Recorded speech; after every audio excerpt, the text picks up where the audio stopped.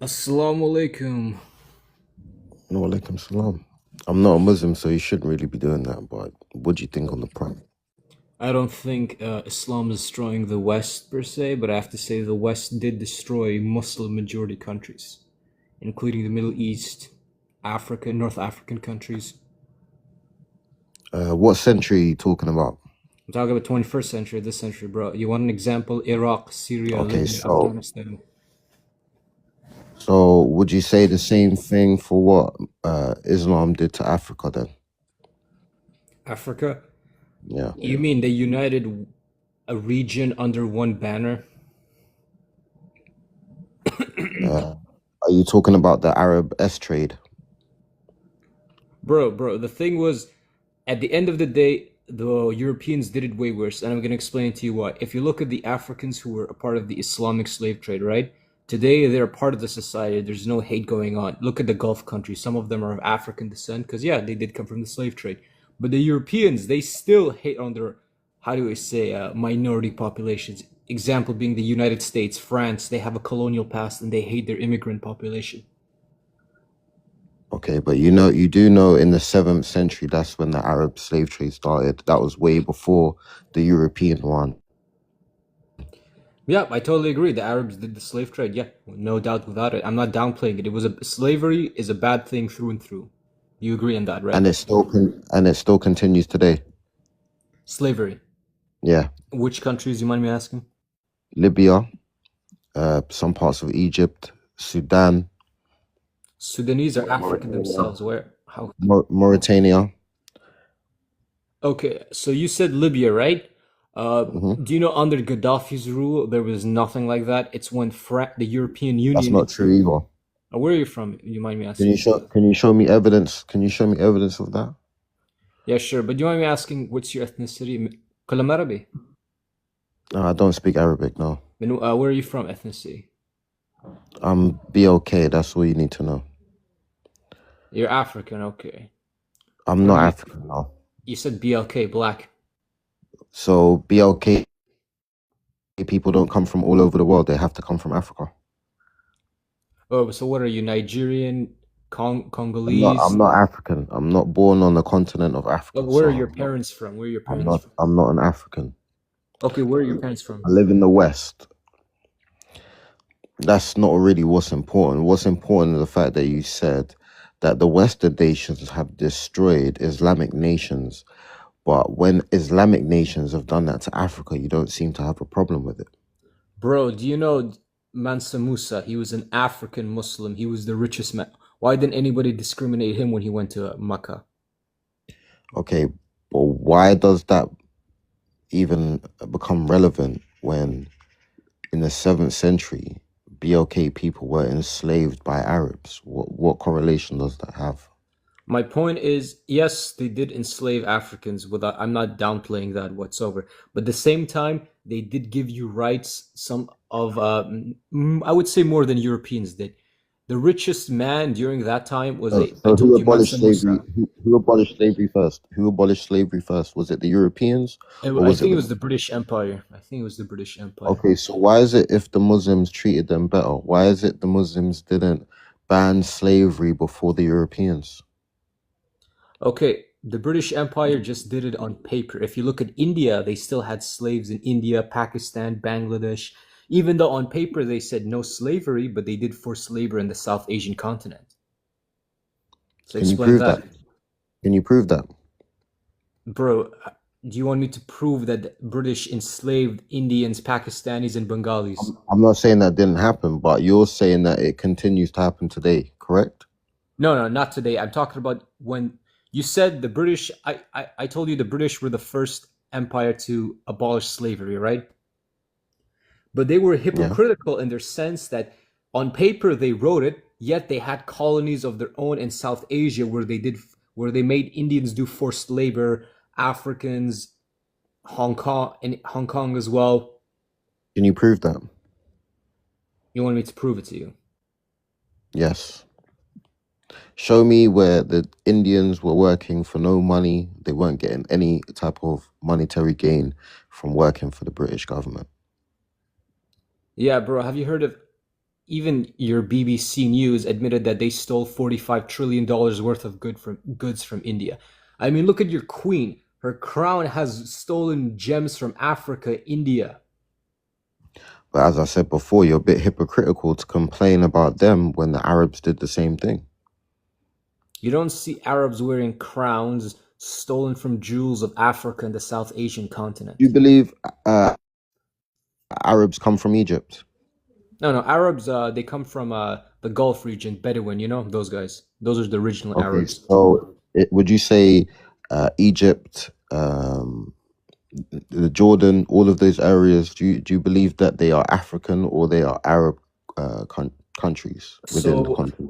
so the thing was, they were Arabized after the Umayyad Caliphate. So the Jordan, Palestine, or Syria and Lebanon, they were known as the Levant region. Iraq was known as Mesopotamia, and Egypt was an ancient civilization of Egyptians, like. And So beside would them, you Libya, say they're Morocco, Arab then? Amazighi. Would you say that's Arab culture or African culture? Arab is a broad term now. In North Africa, it's a mix of African and Arab culture now, I'd say. But pre the Arab invasion, what was it? Oh, Africans, yeah. North It was Africans it, were North Africans, yeah. Jordanians so were so Levant. Egypt was African. Yeah, Egypt. The ancient Egyptian dynasty, that is African history, correct? Depends on what you're talking about. Mamluks were Turks who conquered Egypt, so it's a bit The mixed. pharaoh, so you believe the pharaoh wasn't an African? Pharaohs were mixed people as always. They weren't fully African now. Can you prove that? Okay, I named one of the dynasties for you who ruled Egypt for a really long time until the Ottomans took them out. It's known as the Mamluk Empire. Have you heard of that? No, but you're still not answering my question. I did. I said, yeah, Turks conquered them. It's literally known as the Mamluk Empire. Before the Arab invasion of Africa, was it ruled by Africans?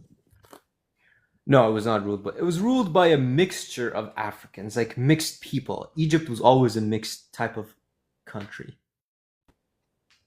because there was no fully Bantu people. You know what So Bantu are? dark-skinned people. Like how do I say? Bantu are the sub-Saharan African. North Africa, they're more considered like Amazighi, people like that. You know? So would you consider Arabs as lighter skinned people, or would you consider them darker skinned people?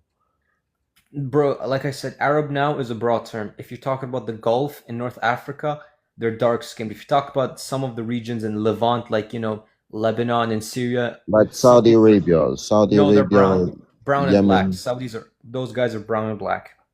brown and black. Yeah. So would you agree though that a lot of the northern Muslim nations, like say Turkey, they're lighter skinned? Oh, they are, yeah. Okay. What else? Qatar, would you say they're lighter skinned? No, bro, Qatari, bro, they're the Gulf Arabs. They're like bordering, so they're brown and black, you know, mixed. Mm. Would you say they're of African heritage? African heritage, yeah. See, I don't know if you've read, but Oman used to So have a slave trade. A lot of Africans came, so some of them now they're mixed. Some of them have African heritage mixed with Indians, Bedouin Arabs. It's a mix of these three: Bedouin Arabs, Africans, and some Indians. so would you say they're ethnically the same as an African? Ethnically, no, because they're mixed with three races: Indians, Bedouin Arabs, and Africans. So are okay, are Arabs, do Arabs see African or darker skinned Arabs as culturally, ethnically the same as them? Yeah, I mean, actually they do. Like if you look at the Arab League, Somalia, Sudan is included, Okay. and they're known for being very black, right? Dark skin. So what do you think of the situation that's happening in Sudan at the moment? Oh, that's a terrible thing. Yeah, I totally.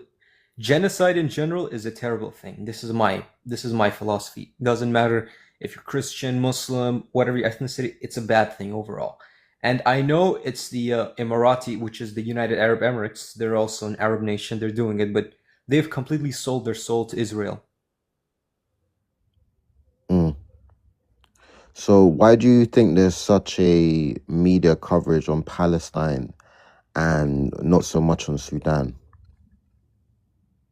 So the reason there's more in Palestine is because they're trying to shift the narrative, right? To try to make the try to make Israel look good, but as you can tell, no one's buying that shit right now. I would say almost half of the entire world is pro-Palestine. Because this is not a new issue. This has been a long, long issue. Ever since World War II ended, this issue has not been resolved. Mm. So you would say that, Israel is the biggest problem in the Middle East. Yes, I would say so. Okay, so when it comes to the things that Israel done, name some of the things that you think make Israel such a bad component in the Middle East. Okay, they're massacring the Palestinian people. That's for starters. Second of all, they attack their neighbors continuously, including Lebanon, Palestine, Jordan, and Egypt. Like during the 7 Day War, they did take the Sinai Desert from Egypt. And lastly, I have to say that they have a very, very strong presence in the US Congress, which basically tells them to, hey, I'm too weak enough to attack the Middle East, you do it on my behalf. Like AIPAC being an example. Hmm. So do you think because they have unalived people, they've done all these bad things, they've attacked their neighbors, do you think if we was to measure Muslim nations by the same metrics, would it look the same or would it look totally different? Well, it depends on what you're asking, bro. We don't do it out of nothing like, hey, it's bloodshed. We just came to spread Islam and that's it. Hmm. What about what's happening in Nigeria, for example? Many Muslims are unaliving Christians in that area. Would you not say that Muslims on the whole should be kind of, or well, let's say Islam on the whole should be responsible for causing this type of unaliving to people? Now, see, if you're saying all of Islam is responsible, I would say, first of all, no, that we can't just judge an individual group and just label the entire religion as a bad thing. If that's the case, I could say, Judaism and Christianity is bad because, majority of the Epstein file members were Jewish and white Christians. I could say the same thing as well. Okay, but then you'd have to justify your claim with something out of their belief system that would make that true. Well, have you read the Epstein files? So, do you know Jeffrey Epstein was a Jewish man himself, right? So, in the Epstein That's files, that's he not kept 100. That's not 100% confirmed, but I'll Bro, grant his you. name is Epstein. I Yeah, think yeah, that's yeah, how yeah, it is. yeah. His I know, girlfriend, but you can't. Ghislaine, right? She's a British Jew. Her father Yeah, was the head of a Mossad. That's how powerful they have connections. this isn't confirmed though. That's That's the thing. confirmed. It's just Ghislaine's father was the allegedly. Mossad. No, bro, this is confirmed. Second of all, if you read the files, this is in the files. Like, if you don't believe me, you can go search this in the files. He quote I know, unquote but said, for TikTok purposes, you gotta say allegedly because no, no, it's okay, not. okay. He said that I'm doing child sacrifices for Baal. Baal is Yeah, a yeah, yeah. I Jewish know. god. Jewish god. There we go. So that's No, my no. connection. It's Baal is a pagan god. No, it's Jewish. It's an ancient Jewish god. I'll give you $1,000. Just Google it. It's gonna say Jewish origins. No, no, no, no. The God of the Bible is the Jewish God, right? No, no, no, no. So when Abraham came from the mountains with the Ten Commandments, right? The Jews start going crazy, worshiping a golden cow, doing child sacrifices. That's when all those shenanigans started. Google Baal, and I guarantee you it has Jewish origins. That's when I searched about it. Well, didn't the Canaanites also worship Baal? Are you Yeah, familiar then with what that? happened to them, unalived?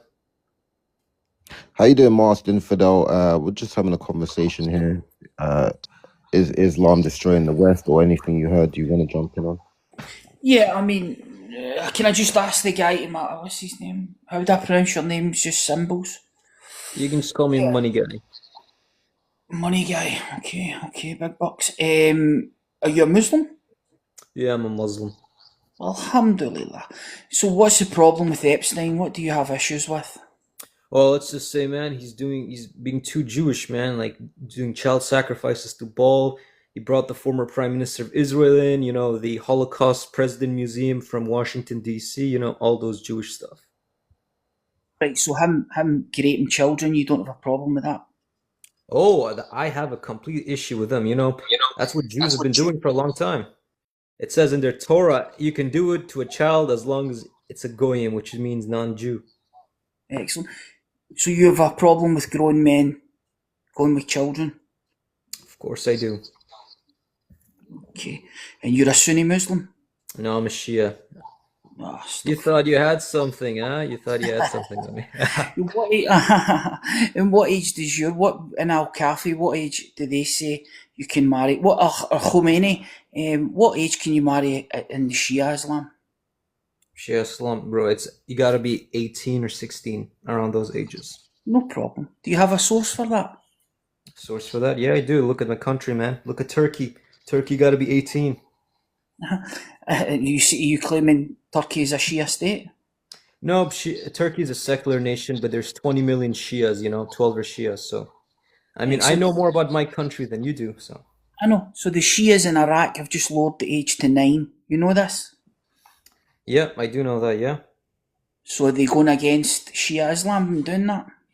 Yeah, because if you look at their surrounding neighbors, they're all Sunnis, majority of them. Sunnis However, isn't there American occupation there? Why is the Americans allowing it? That's interesting. So you're claiming now that the Americans are occupying Iraq at the moment? Yeah, why is there a military base there, Why is Iran striking the military bases there?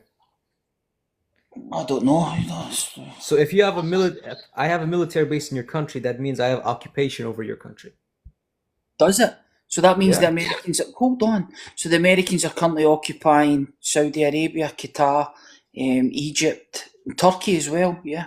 Yeah, but here's the thing. Not only are they occupying Saudi, they're forcing them to sell their oil in American dollars. Now it's known as the petrodollar. Have you heard of that?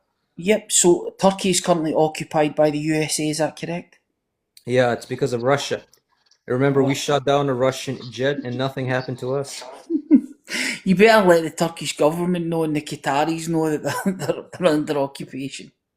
Bro, you're Irish. I don't need to take it for some potato guy. You ate from my hands. Remember, when you were starving, you ate from my hands, okay? No, I never. No, I never. You did. Your people ate from my hands. When you're starving, the Ottoman Empire sent you food, No, alright? You ate from my no. hands. This is the problem.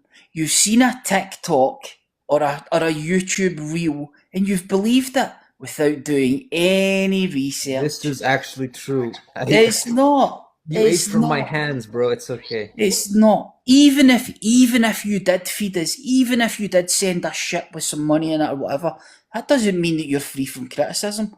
No, you're right. I'm not. But I did feed you, man. Your so-called Christian Protestant brothers starved you to death, bro. Yeah, bro. And how's things working out for you Muslims at the moment? Well, they're doing it to the Arabs, not Turks, man. Oh, not Turks. How's things? Oh, so the Turks are okay, so you only care about the Turks? Well, yeah, man. The Arabs don't like us. I don't like him. I'm a Turk. Yeah, it's just that's fair enough. That's fair Yeah, enough. you had nothing on me. Just It's when alright, you do man. this when you do this kikiing and laughing thing because you sent someone and you helped them, I wouldn't do that when the USA or the British have helped people out. Not that I support these Why didn't people. they help you then? Why didn't they help? Because they colonised us.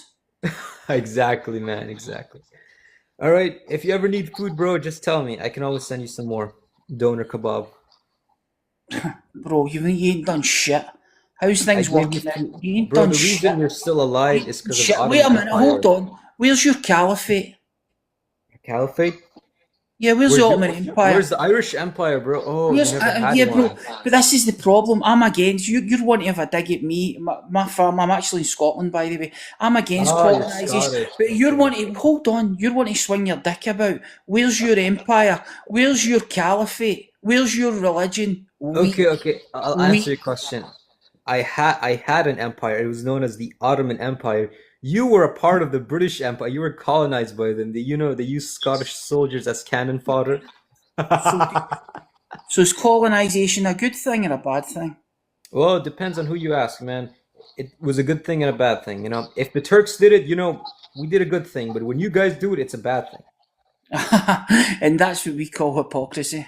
No, hold on a second. Let's look at the Balkans, for example. All right.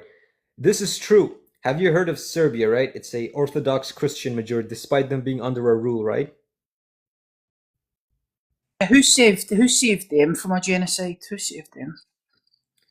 Who saved them? Nobody, man. There Was was there no not a genocide. G-side? There Hold on, was was no there not a genocide. G? Hold on. Was there not a G-side in Bosnia? No. Yeah, it was the Americans who did, I know. It was the NATO. Americans. NATO, yeah. NATO, bro. The Christians and the Muslims were slaughtering each other. The Muslims were being G-sided, and NATO came to their aid. A bit No, no, late. no. Let me tell you how this all started. So while we're Scottish, saving, hey, while shut up, man. Highlander, just a second, Highlander. You know how this all started? It's because a white Serbian Christian Orthodox decided to shove a bottle up his ass. Then when he got caught, he was like, a bunch of Albanians did it. So everyone started beating on the Albanians, and he said, no, wait, it was actually me. But it was too late at that point, and the Civil War started. It started because of the degenerate white Christian. Imagine that, the fall of Yugoslavia by a white degenerate Christian. I'm not surprised. And who stopped the G-side? Bro, can we say how it started by a degenerate white Serbian white guy? You want to swing your dick about and say you sent a ship with potatoes in it. So who saved your Muslim brothers in Bosnia? Hey, do you know who's also in NATO? Turkey. Focus, big I'm flag, also focus. yes. Turkey's also in NATO. We stopped the genocide as well. What are you on about? Excellent. So yeah, excellent. So yeah, we saved your Muslim brothers. Alhamdulillah for the. I also saved them. All right, you can't be stealing my credit. Yeah, you saved them. Yeah. What did you send? Yeah, Turkey sent soldiers. What do you think they did, man? Fucking kebabs. No, bro, we made kebabs out of you, if you remember. Bro, you ain't got shit, man. You ain't got shit. You Muslims are. Look, I'm just going. Highlander, Let me finish. Let me finish. Okay, I want to say one thing. Highlander. You're rattled. The Battle of Gallipoli. The British send British soldiers, Australians, Canadians, South Africans, and New Zealanders. Yet you all miserably lost to the Ottomans. Shame on you, man. You guys couldn't beat a bunch of Turks in the Battle of Gallipoli, World War I. Shame on the British Empire. The sun has truly set on you guys. Oh, what do you mean, you guys? My family are from Ireland. I'm against the British Empire. Oh, you're a potato boy. All right, bro.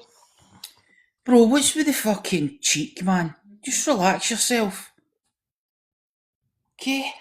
Fucking hell, man. I don't want to start blaspheming your filthy prophet, but it's incoming. You think you're cool with the IRA, bro? You were taking donations from Gaddafi. Gaddafi funded your IRA. Remember that? A Muslim did.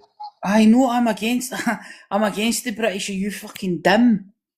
Yeah, and who funded your IRA? I know they said weapons. Are you dim? Just relax. You were eating from my hands again. First the Ottoman, now Gaddafi. We ain't eating shit from you. Bro, okay? You were eating from my hands. So did Gaddafi support you, the Shia? Gaddafi, no. And no, he thought you're kuffar. You're a kafir. But so Gaddafi would piss on you. You wouldn't piss on a Turk. Turks have pissed on the Arabs, but besides the point. Bro, what have you got? You lost your fucking caliphate. You've got fuck all. You struggle. Do you have an aircraft carrier? Do you have a submarine? Well, you're running about. Bro, you're running about sandals, man. You're running about Northern sandals. Ireland Protestant. Why is Northern? Oh yeah. Bro, I fear aircraft carriers. I fear aircraft carriers. You don't have any. You don't have Not any. fucking jahos like you running about in sandals. You potato boy. You have nothing. Your northern part is still under British rule. Shame on you.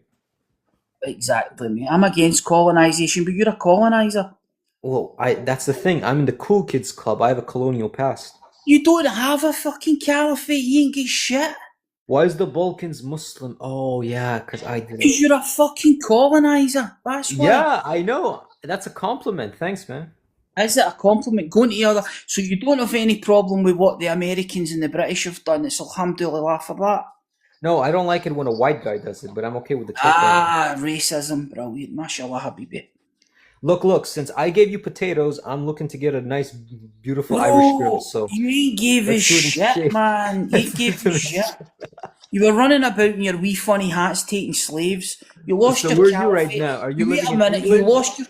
You lost your caliphate. You got your ass scalped, and we sent you into the wilderness. Now you need to beg us for weapons and support and protection. That's how much your God likes you and protects you. Beg you for Alhamdulillah. weapons?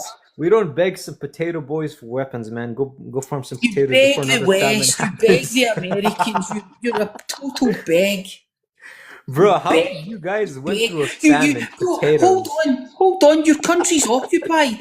You said your Turkey is occupied in your words by the Americans. That's how weak you are. That's how Listen. weak you I are. speak Turkish. You speak English. You There's said no Gaelic. your You don't country's speak been Gaelic. colonized. Your What happened country's to your been language? colonized. Bro, Your you don't country's speak been Gaelic. colonized. You Bro, don't where's speak your Gaelic. language? Where's your sitting on an English panel speaking English? You fucking I jack. speak 4 languages, you potato boy. Bro, I only because you speak could, English because that's the only language you know, okay? That's the bro, difference. أنا yeah. أتكلم عربي. I speak Arabic. I speak Turkish. I speak a little Russian. I speak 4 languages. What do you know English because they forced it upon your people. You Can don't we get speak back to Gaelic a anymore. conversation instead of this dick swinging shit? No, you have nothing to say exactly. You were forced to speak You're English. a Where's Gaelic? kafir. You're a kafir. The Sunnis see you as a kafir.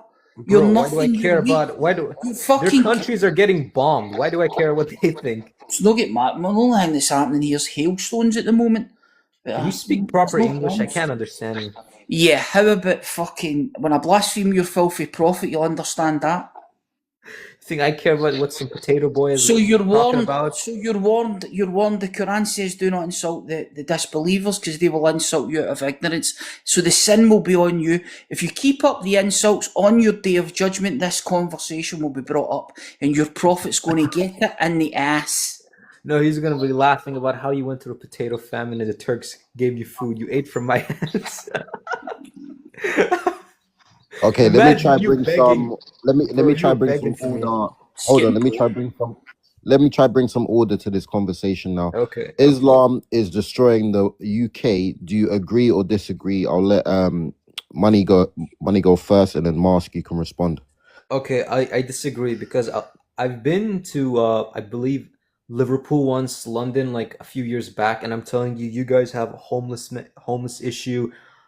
Everything's expensive, rent's expensive, degeneracies everywhere. You know, I see needles on the streets, drugs. If we bring Islam, all that thing's gonna get removed. You know, degeneracies out the window. That's what you guys need at the moment right now. That includes for Ireland as well. I'm pretty sure it's the same thing. All right, so I'll pass it over to Mask Infidel. Yeah, so he talks about degeneracy. So I don't want to bring in slavery. I see slavery as degeneracy. I see child marriage as degeneracy. I see concubinage. I see a man sleeping with 4 wives and as many slave girls as he can handle is degeneracy. Is there problems in the West? Without a doubt there is.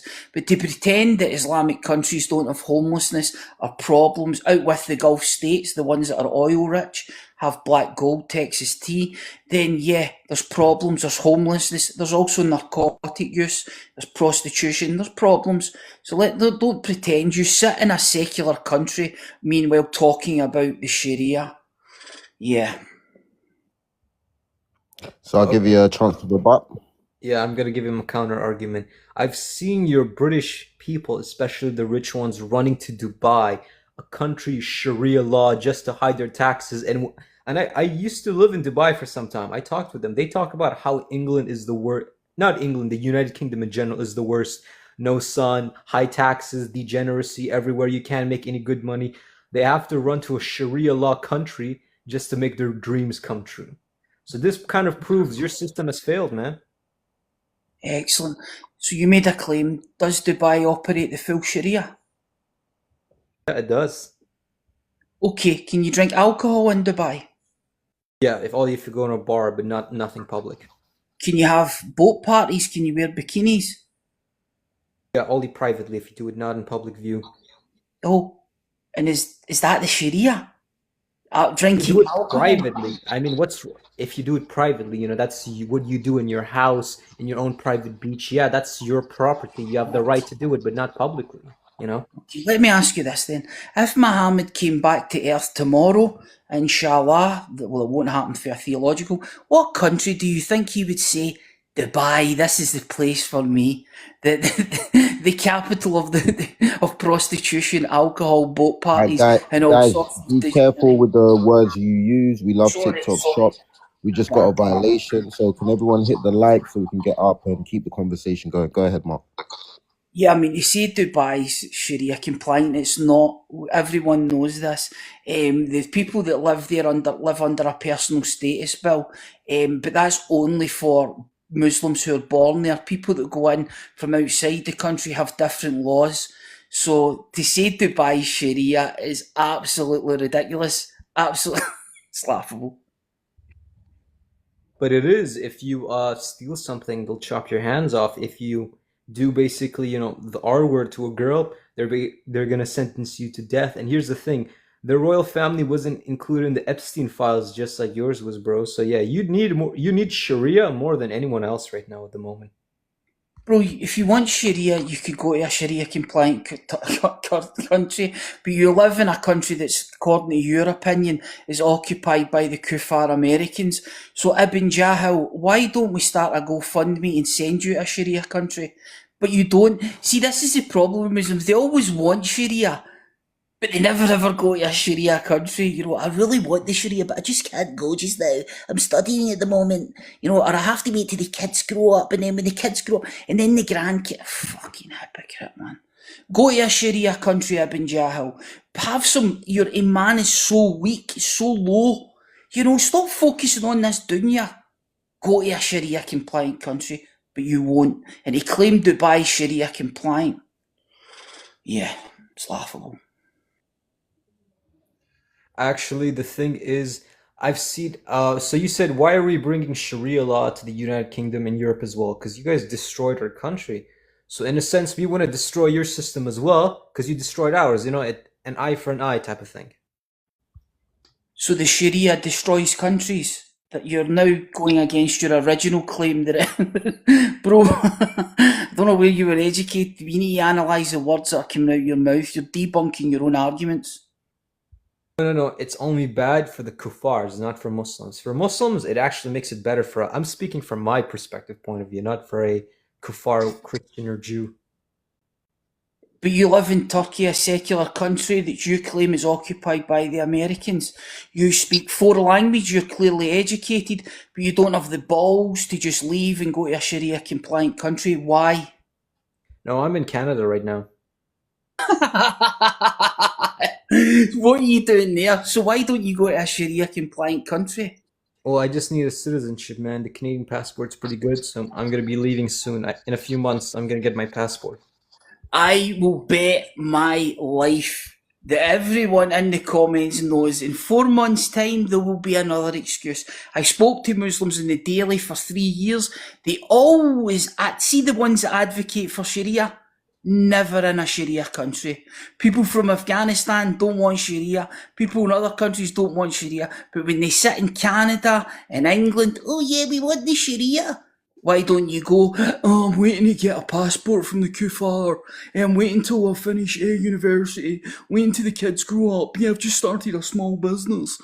Yeah, Afghanistan's waiting for you, Habibi. But you don't have the balls or the iman. Pray to Allah. Make dua. You're too focused on the Kuffar. Bro, all that debauchery, all these strip clubs and alcohol in Canada. Ugh, stuff for Allah. Bro, we'll set up a GoFundMe for you. We'll move your Turkish ass right out of Canada quicker than you can say, welcome to Dubai, Habibi. Don't worry, I'm actually planning to move to Dubai as soon as I get this passport and as soon as the war ends. I'm moving back there, man. But this is just an insurance policy for me.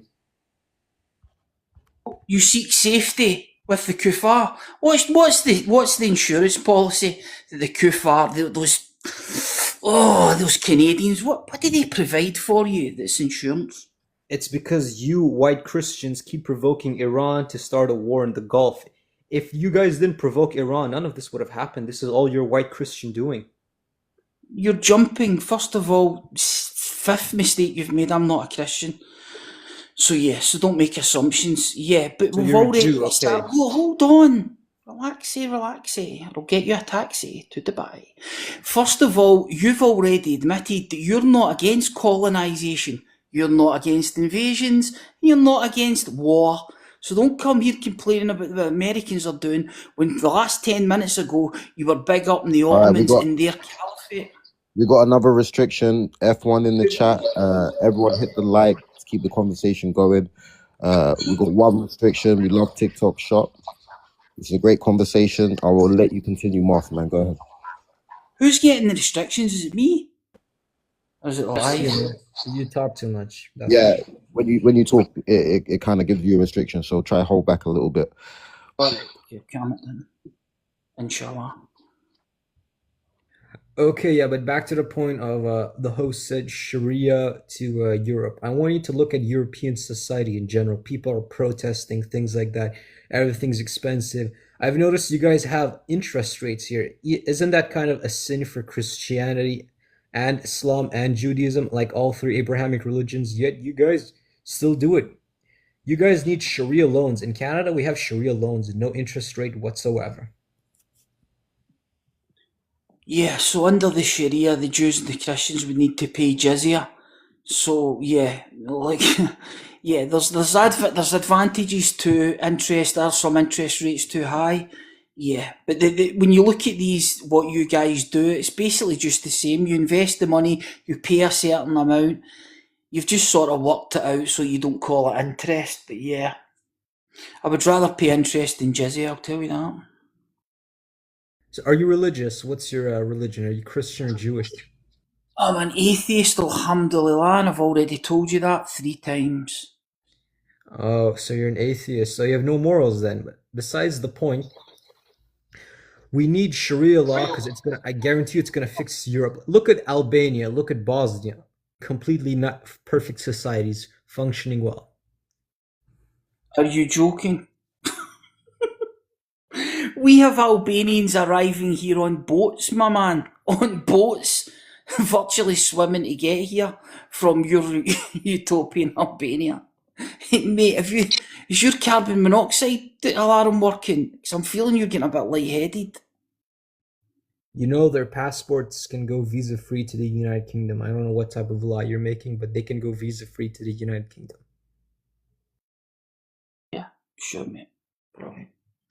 So let's talk. You mentioned the Sharia. So do the Jews and Christians have to pay a jizya?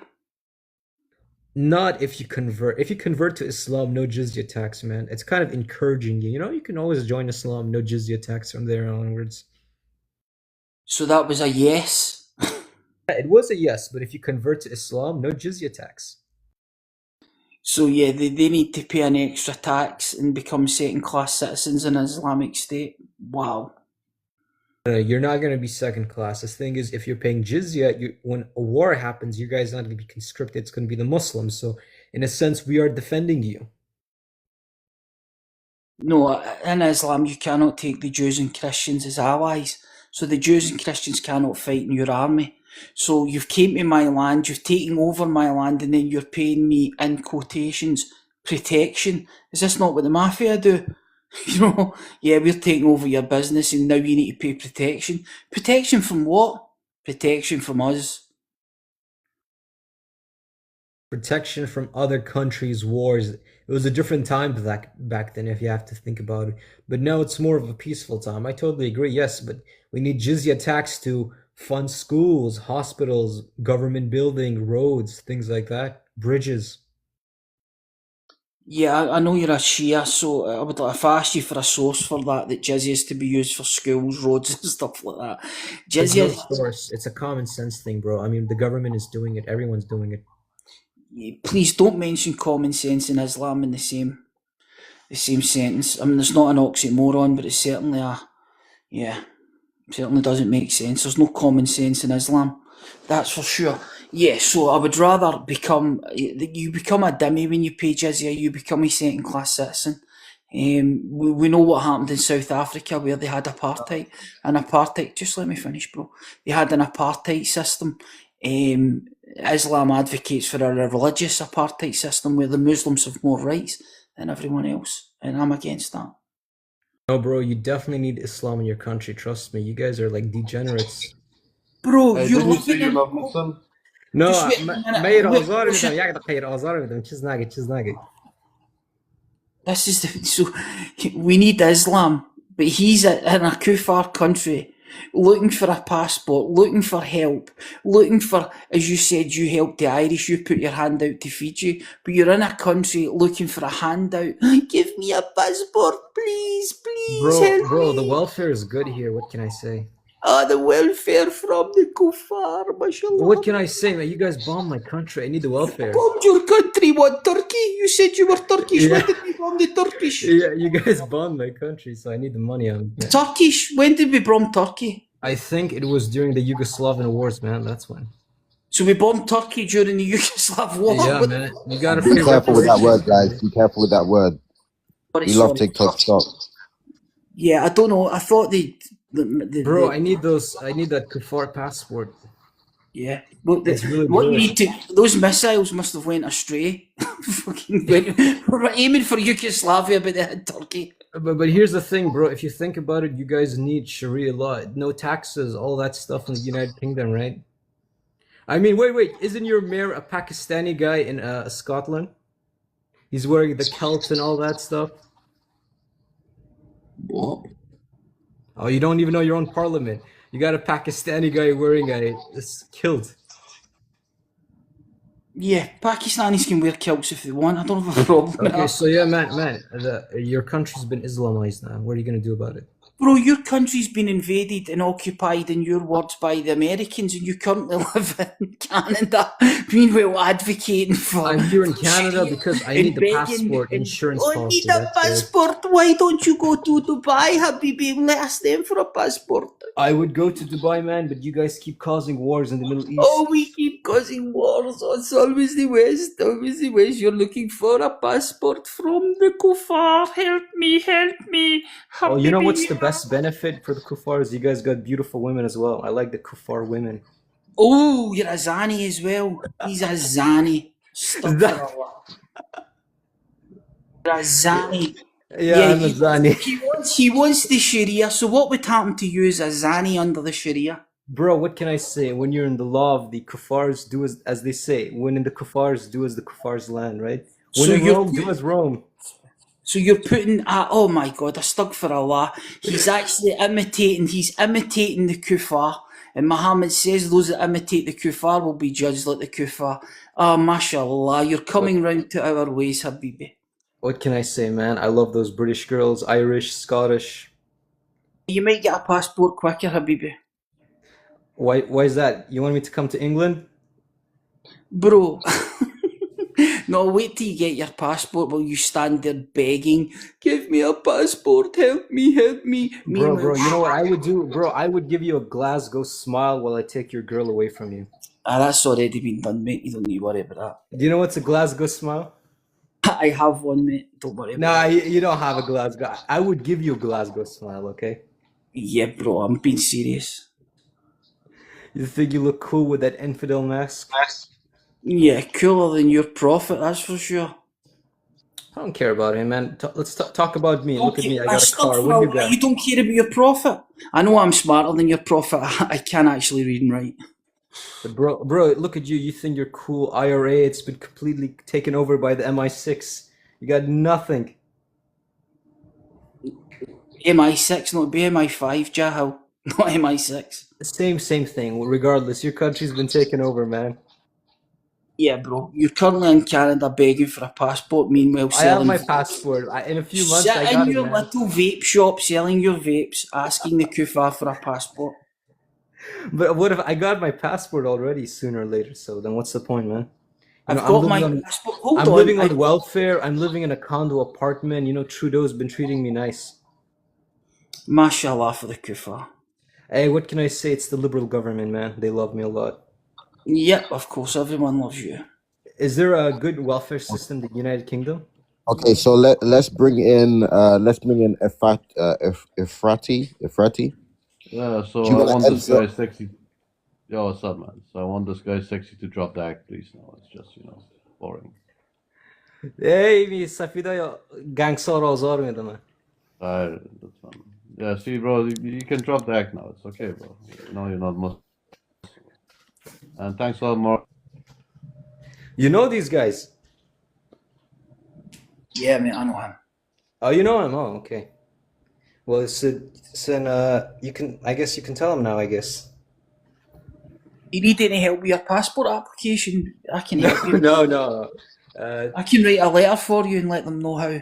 I would love it, man. I would love it, but when you were eating from my hands, I'd like that more. Bro, you're currently in a Kufar country begging for a passport. But I got it already. You're talking about eating out of people's hands. Are you You ate joking? from my hands. You eat from the debauchery and the immorality from the Kufar, and then you're talking about the Sharia. Bro, we need the Sharia right now. Bro, you're most of the Sunnis, or matter of fact, all the Sunnis, most of them see you as Kufar. So, I mean, you're sitting in the West, having a nice life, as you say, taking welfare. I hope you do get your passport. I sincerely do. Maybe not with that attitude, but yeah, more power to you, mate. Can you write my passport application? I'm kind of tired. Yeah, I'm going to get your passport straight to Afghanistan. I'm going to make you spawn in there. We'll see how things work out there. They'll deal with the Shia. They'll deal with you promptly. There's a good Shia population living there, so I think I'm safe and sound. Yeah, and how's it faring for them? I mean, they're doing pretty good, Yeah, they're still using donkeys, mate, and urinating in the street. No disrespect to people that sit down when they pee. See, So man, this on is to the attitude. next. I'm being respectful. He's So being on to the disrespectful. next bit of the prompt. Is there a DV problem in the Muslim community if Muslims in the Oh wait, yeah. Just What's answer the the first one. DV? What's the DV? Domestic violence. No. I'd say it's more with the white British population. Ever since, football games loses, they beat the shit out of their wives, man. Does the Quran allow you to strike your wife? No, it does not. Stuck for Allah. You just made a claim against the Quran, said it doesn't. It doesn't. Sorry. If you're not sure, you should always say I'm not sure. I don't know. But you've made a positive claim. Now you can't prove a negative, but it's in chapter 4, verse 34. The word is idrabrahuna, strike them. Yeah, but here's the thing. Why do you guys beat your wives when your football teams loses, like Arsenal, things like that? Why is that Liverpool? Yeah, and now you want to avoid what's just been said. No, but we don't do that. We don't beat our wives when our football team loses. You got white Brits. No, you don't need your team to get beat. You just need disobedience. So why do you guys do it then? Yeah, it's wrong when people do it, but it's not ordained by God. Your God allows Oh, there it. we go. See, this is the white population talk. You guys need Sharia. I'm gonna help the white ladies, bro. The white girls are gonna like this. But the Sharia allows you to strike your wife. It does not, bro. Come on. It does. I've just given you the verse and I gave you the Arabic and you heard the Arabic and you didn't correct me. So you know the word is wa'ad rabrahuna. Strike them. Chapter 4, That's verse false, 34. man. That's false. Astaghfirullah. See, you're more of a Muslim than me, alhamdulillah. That wouldn't be hard, mate. That would not be hard. So you want to join? Okay, See, I've won this argument. He's already a Muslim halfway through. Yeah, Okay, are you gonna concede though that verse actually does say that? No, it does not exist. This is No CIA problem. lies. Are we gonna have to pull it up? Seriously. Yeah, no problem. I can read it out. Sahih International. Men are in charge of women. What Allah has given one over the other of what they spend of maintenance for their wealth. So righteous women are devoutly obedient, guarding their husband's absence. And whatever Allah gave them to guard, put those wives from whom you fear arrogance. First advise them. If they persist, forsake them in bed. And finally, strike them. Idrabrahuna. Is that what it really says? No, we gotta think the context of strike. What do they mean to strike specifically? Well, come on, explain this because I'm kind of like I'm not sure. How are you gonna explain that? That's the thing, it could be taken out of context. What does strike mean? It could mean any different type of thing. Strike what exactly? Well, the context of the verse is if you fear disobedience first, admonish them, get them into trouble, give them a finger wagging. Then separate beds, meaning withdraw affection, which is sort of psychological, emotional abuse. And then finally, if she's still being a little naughty girl, whack. That could mean strike the discipline mentally, not physically. It didn't say anything like that, so, How do you strike someone mentally? It could be through words, gentle words, things like that, kissing her, many ways. Unlike you white guys who beat their wives when their football teams loses, we don't do like that, No, you just fear disobedience, Habibti's not doing the housework, or you fear, it's subjective, and then you just go, whoosh, Oh, so it says you fear. Yeah, it's subjective. If you fear, so the husband just fears disobedience, fears So she it. hasn't got to do something. No, he just has to fear it, that she's maybe not doing the housework and maybe not doing whatever she needs to do for the family, or just being arrogant. Yeah, little Fatima's going to get a. Like I Is that- said, is that- it's taken you out of about that? context. What was the Can you context then? Explain the context for us. It could mean any type of thing. It doesn't mean you have to hit her physically, which is certainly haram. It could possibly asking verbally, mentally, things like that. You're not physically. We're not white people. We're not So would it be savages. wrong? Would it be wrong if you? Would it be wrong if you do use physical? Of course, it's wrong to hit your wife. You got to be a monster to do that. But Wow. in the Quran it says if you fear disobedience, strike her. Yeah, it could be many things, mentally, things like that. It doesn't even have to be physical. I'm pretty sure it didn't really say that. So would But, would it be wrong? Would it be wrong in the context Of of the verse course, for you it's to wrong to physically- strike her.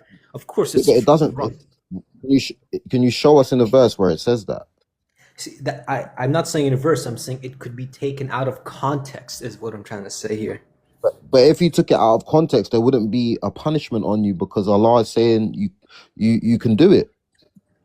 Yeah, do You it, don't but have to do it, but mentally, you can do verbally. it. Couldn't be physically. It's not like these white English guys on the football games with their wives. We don't do it like that. We're not them. We're better than them. So will Allah punish a man that strikes his wife? Of course he would, without a doubt. See, Interesting. we know better than the English. The English, they hit their wives on the football games, things like we don't care about sports. We don't care about football. We care about our family values. Yeah, striking your wife's a good family value. So you keep making claims. One of the things that interests me, as you said, it was haram. Now, it's one of the nullifiers of Islam for a Muslim to make the halal haram or the haram halal. So I would be careful in what you're currently saying, because I would like you to bring one of your Shia scholars that backs you up, but you won't find any. So be Bro, careful. I can do it myself. You don't have to worry. I'm not going to be lectured by a guy who has no morals, who says beating their wife is okay in a football game. That's the white British culture there, man. Did I say that? No, but that's your white British culture there. So there we go. Yeah, you keep making these sweeping generalisations, which is slightly racist, but I'll let you run with it anyway. It's not racist, man. It's being honest. Yeah, you can say that, but not every white man or British man beats their wife, and they certainly don't use a holy book to justify it. The men that do this in our society become pariahs. They are excluded, and they get into a lot of trouble. It's something that's not accepted in our society. Is there a problem with it? Yes, there is. But within your books, within your jurisprudence, this is allowed. The men that do this in your community are not bad men. No, my friend. You're following the Quran. Alhamdulillah. Okay. Your ideology is the IRA, right? No. Did I ever say that? What is that? Why is your profile pic as an IRA guy then? It's not. It's just a guy with a mask on. Okay. So, because your IRA did, do a lot of unaliving to women and children, but okay, I thought, you white people have no value, no honor. And did your prophet unalive people? No, of course not. He was a saint. Stuck for Allah. So the prophet never fought in battles and never unalived anyone. Only the bad guys, never the kids and children, bro. So what one is it? Did he unalive people or did he not unalive He people? did not unalive people. I think you can contradict yourself in the same sentence, then you realise you've contradicted yourself, and then you go back. He fought in wars. Or did he not fight? Was he just? He had men to fight for wars for him. Big difference, you know. He just sat back like a little weakling while they fought. You know, the same could be said about the Queen, but there we go, you know. Queen of England. So the prophet was like the Queen. Did he wear a dress? Well, yeah, he had the same position of power. Yeah, he didn't have to fight and do all those stuff things, you know. You know, what's the difference between being under a rule of a caliphate and the Queen's rule in the United Kingdom? They're both, you know, authoritarian rule. So what difference does it make if you become Sharia, you know? You think that you think the UK is under authoritarian rule? Yeah, I mean, if you don't have a TV license, you're going to jail. You know, you insult some things, you go to jail. That is authoritarian, you know. So I think at this point, you might as well get Sharia. You're halfway there. Might as well just do it all. You think you go to prison for not paying your TV license? Yeah. I'm on a good run at the moment. Then You shouldn't admit that online, but yeah. Besides the point, you're halfway there. Might as well just go Sharia. You know, let's try something new. You know. Honestly, I've been debating Muslims for 3 years, and this is the best argument I've heard. Guys, if you don't want to pay your TV license, get the Sharia. Alhamdulillah, inshallah, and that'll solve your TV license at £7 a month. I just want to know, will we get TV programs with that as well?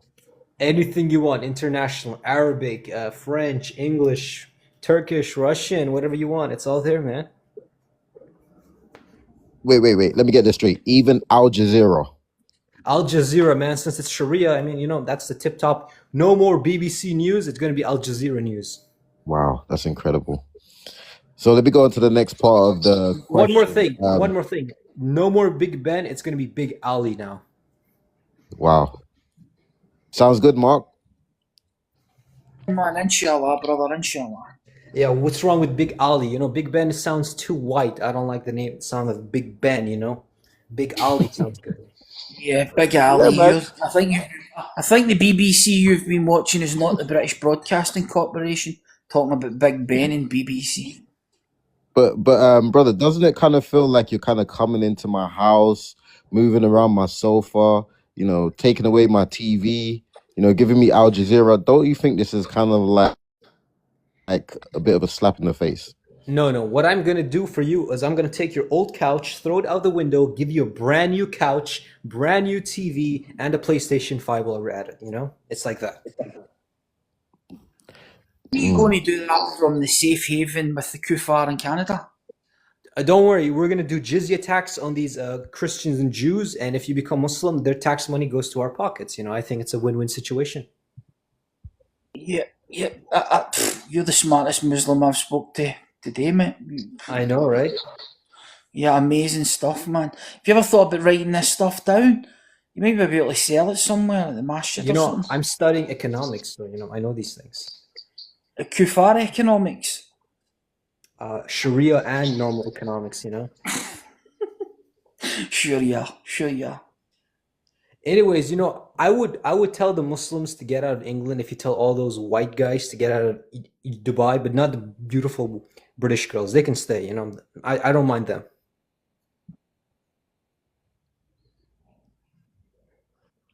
Are you familiar with what's actually happening in Dubai at the moment? Because there are a lot of British nationals that are over there that are kind of stuck there now. Would you think about that? Well, you know, there's a reason they're stuck there. You know, they should not be recording the drone strikes, everything. You know, they should know the law of the land, all that stuff. So you believe in freedom of press and freedom of speech? No. Those are all like Western ideologies. We don't need those stuff. So you don't think it's a good thing that we can speak out against oppression?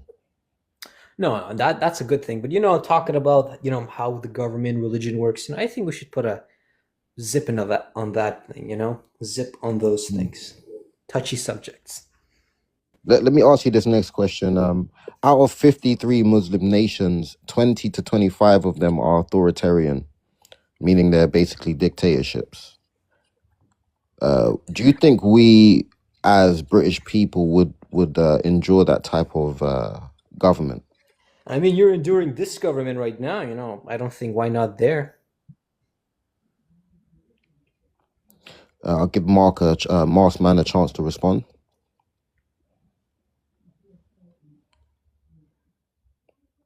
What happened? I was doing something there, sorry. Yeah, Apologies. out of 53 Muslim nations, 20 to 25 of them are authoritarian, which outnumber the democratic and other hybrid regimes. Is it wise to allow them in Western nations? Good question. Yeah, I think that, look, Muslims can assimilate and maybe not assimilate, but they can live in the UK. But Islam in its full form, no, it can't. Yeah, so we have to draw a line. We'll accept certain things, but there's things that we won't accept. And to be honest, we've been too soft on Islam and Muslims. We need to start being a bit more curt with them and telling them what's acceptable and what's not acceptable, like we do with everyone else in our society. But we seem to shy away from doing it with this particular demographic. And if we're all going to rub along just nicely, then we have to set out rules: what's acceptable, what's not acceptable, and that goes for everyone. I got a quick follow-up question, and then you can respond, Go ahead. Muslim friend. Yeah, so when it comes to what you said, is it a case where we try to reform Islam, number one, but then the second point is, if we accept some of it, are we kind of going along with all of it? So, your first question, can we reform Islam? No way, Jose, not a bit. We can't. And your second question, if we're accepting some, eventually, yes, you will accept all. You know, it's like a one step at a time type of thing, you know? And to answer Mask's question before you, you know, he said that we're not going to accept this, we're going to straighten people out. I like to say, you know, British people, no offense, they're spineless people, you know. They allowed, you know, Keir Starmer to ruin the nation, Rishi Sunak, all these guys, and you guys didn't do anything about it. So I'm guessing Sharia law should be a walk in the park, you know. So I wouldn't even need to bring anything, just a walk in the park, come to Parliament, Sharia law, bada bing, bada boom. So the problem is what Sharia is it going to be? He follows the Jafari school on it because he's Shia. So if the Sunnis get control, let's just say my Rafidi friend here is in even more trouble than what I am or anyone else is, the Christians, the Jews, because the Sunnis see them as the worst, because they have reformed their religion. They have changed the religion. They are Ahl Bidah. They are the people of Bidah, Rafidis, innovators, rejectors. So yeah, so my friend may want the Sharia, but if it's Sunni Sharia, he's getting a haircut from the neck up. No, this guy has no idea what he's talking about. I lived in Dubai for some time. It was Sunni, totally fine, a-okay, you know. We got no issues there. He's just mad because Sharia is easily gonna come because you guys didn't do anything when Keir Starmer is destroying the nation, and you think you're gonna step up when a guy. I guarantee you, at one point, Prime Minister of the United Kingdom will be a Muslim guy with the things you guys are, how spineless you guys are at the moment. I guarantee it's gonna happen. I cannot believe you're still using Dubai as an Islamic example. Yeah, when you go to Dubai, because you've came from whatever country, you live under that country's law. I've already explained this to you. They have a personal status bill or laws, which people are born there, they live under that, which is partial Sharia. In Dubai, there's people wearing bikinis, there's boat parties, they're consuming alcohol, and many, many other illicit activities, by the way, but we're on this live and already, yeah. So let's just say it's the vice capital of the Middle East, let's put it that way. So to make it as if Dubai is some sort of Sharia compliant country, you're absolutely crazy. A matter of fact, you're probably closer to the Sharia in Canada. Answer my question about the Keir Starmer and you Brits being spineless people. You forgot to answer that one. I don't think the Brits are spineless. I mean, people are actually coming here on boats and risking life and limb, walking across continents. No, I don't think we're spineless. No, I don't think we're spineless. Just about as spineless when you lost your caliphate, Habibi. See, he just proved my point. He's spineless because people are coming in boats replacing him, and you guys are doing nothing about it. At this point, you guys allowed this to happen yourself. This is totally all your fault. I didn't even need to do anything. Thanks. Yeah, we let you in. It's a big mistake, yeah. The Canadians let you in. But there you go, people. You need to listen up. This is the kind of stuff you get. And I mean, he's not helping his own people by saying this stuff, but that's up to him. He thinks we're spineless for letting people in, which is a big, the people on the right will be going, that's fantastic. We're spineless. Let's get a spine. These people think we're weak. So yeah, what you're doing with some of the rhetoric that you're spewing is not helping the people that are here. Bro, have you seen how tough those Pakistanis are built, bro? They can give you one slap and that's it. You're like Tommy Robinson, 5'5". I ain't afraid of some 5'5" spineless Brit. I'm not asking you to be afraid of me. I'm 6 foot tall, about 18 stone, maybe more. So yeah, don't worry. I'm not want to get into. I'm not a wee boy. Let's not argue as if we're kids in the park. What we're stating is this rhetoric that we're spineless, blah blah blah. Maybe I could put the same level the same to you. You're the one that's spineless. You fled your country to come to a kuffar country, or your father did, or your grandfather. Well, obviously you're waiting on a passport, so you've not. So you fled. I mean, you're spineless. You should have stayed in the country of your origin and fought to build a better society. But instead you fled, you spineless jellybat. You've came to the land of the kuffar, stuck for Allah. You do know that I only came here for a passport, and I'm gonna be leaving back. I'm just here for the Canadian girls, the passport, and that's it. I'm out of here. Where are you going back to? Me, I might go back to Japan or Dubai. And that's where you fled from, Dubai. Yeah, I fled from Dubai. You liar. You little liar. You've came into Canada and you've gave them a sob story. Help me, help me. Now you're waiting on a passport. You're spineless. You've left your people, left your religion. You've probably, a matter of fact, you're probably from Iran or somewhere like that. You've left one of these countries. Well, you mentioned Turkey at the start, which you claim is occupied by the US. But instead of staying and fighting, you're living in a kuffar country, begging for a passport. Bro, you sound like an Irish Mickey Mouse. I sound like Aisha. That's what I sound like. All right, let's bring some order to this now. Yeah, so the next question, guys, as well, can we hit the like so we can promote the live out to more people? Grab your daily heart, do all that. We love TikTok shop. The next question is, why are certain liberal groups aligning with Islam, e.g. Rainbow Community? So I don't mind if they align with Islamic communities. That's to my benefit. They're very stupid and gullible. Like, I wouldn't like them, but the Rainbow community, no way. I don't like them.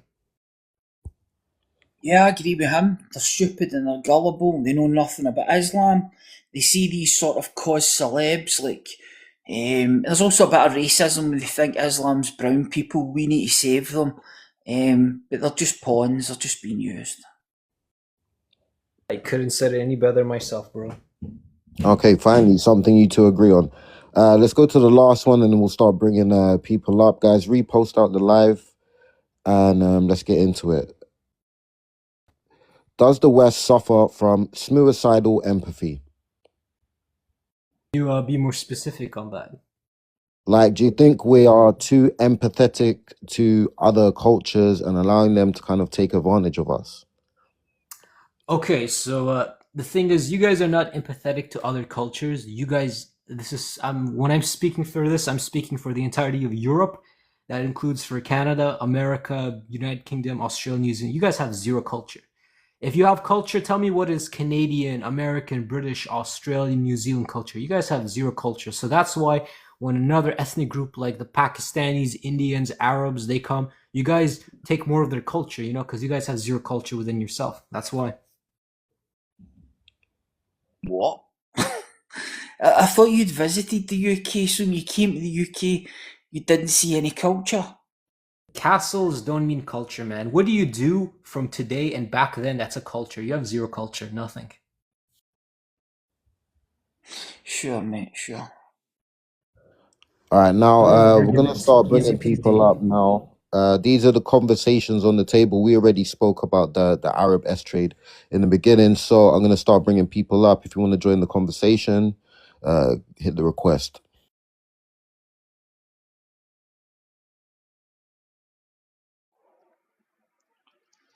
Hello,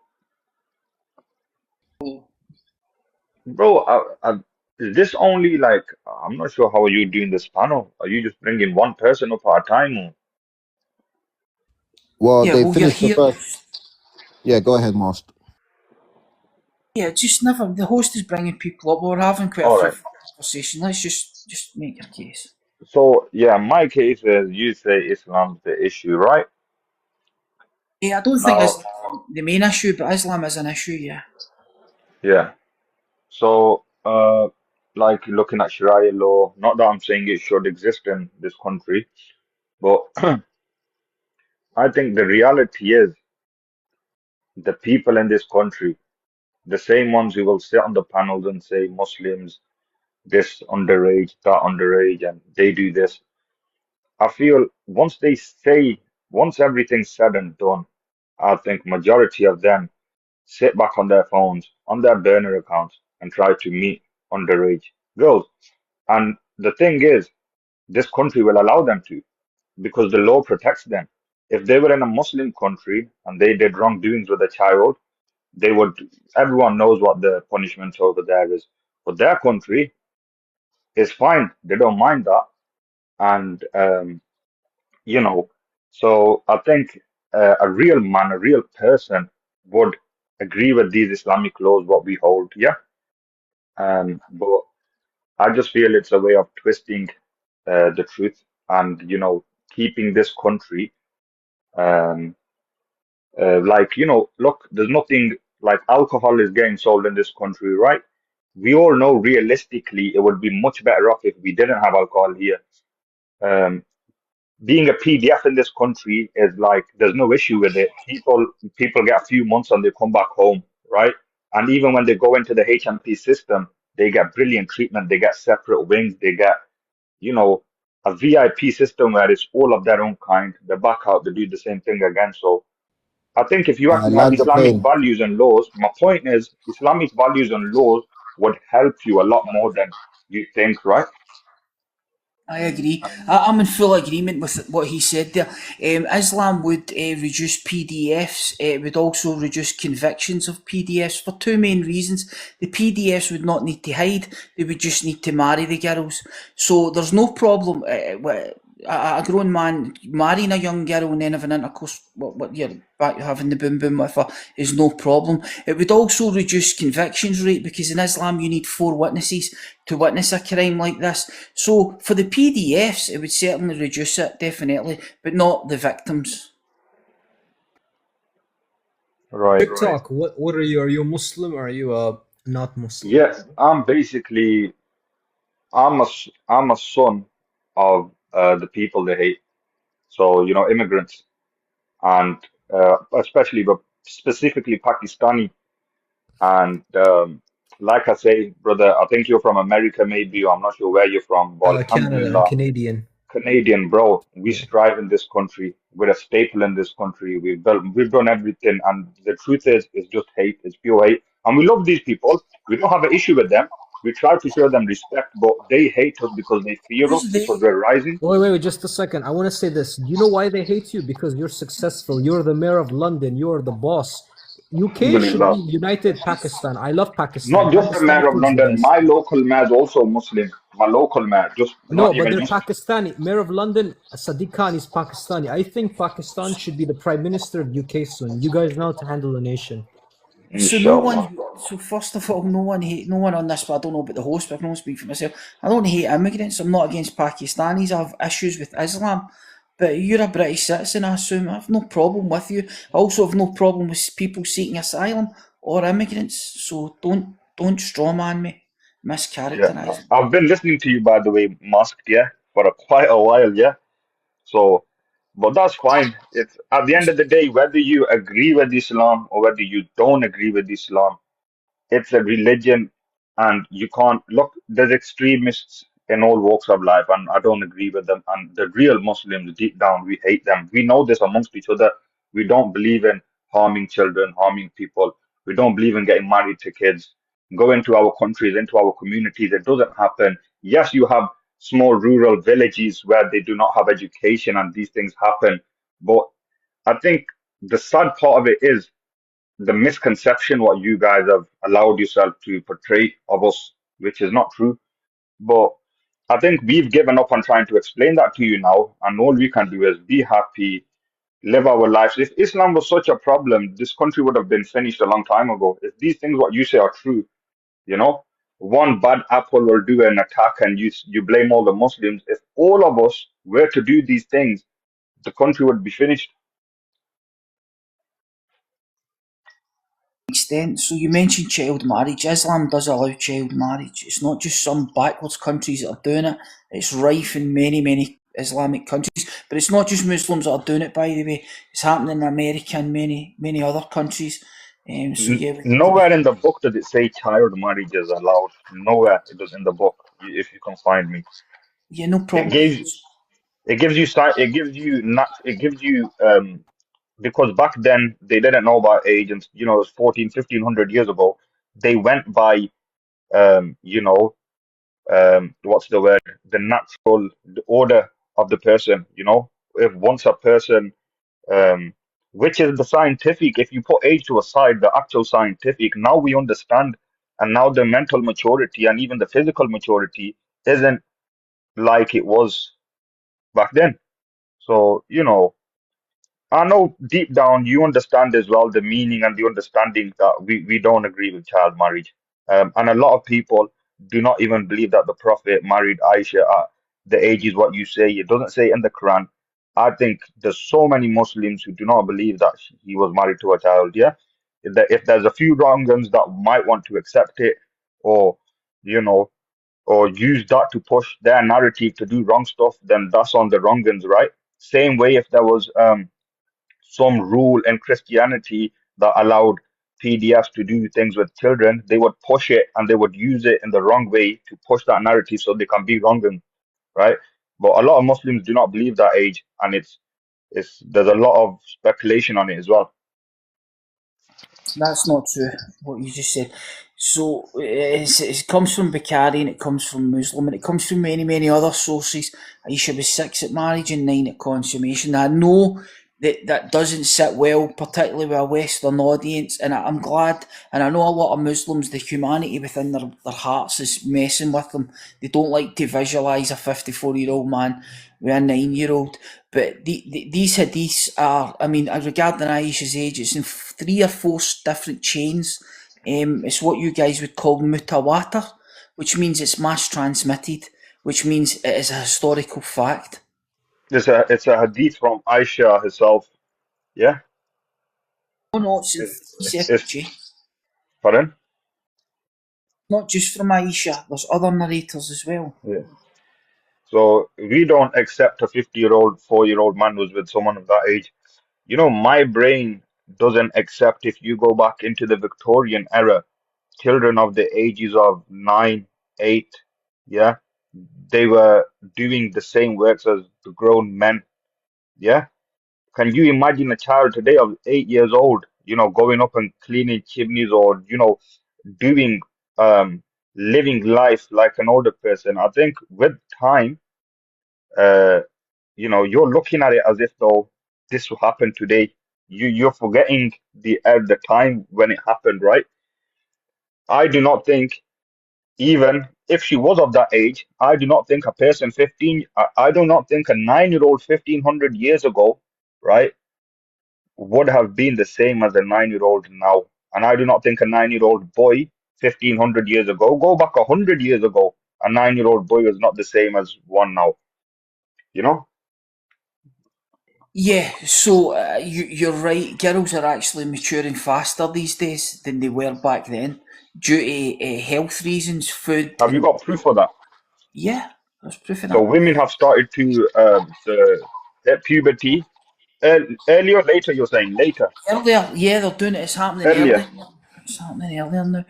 So, but the fact is, the I don't problem. believe that. Medically and scientifically, historically, I do not believe that. I think it will Yeah, tell I've you the seen that opposite. stat. That's actually a true stat. I've seen it. But let's not get hung up on that. The fact is that there's ijma. You know what ijma is? Scholarly consensus.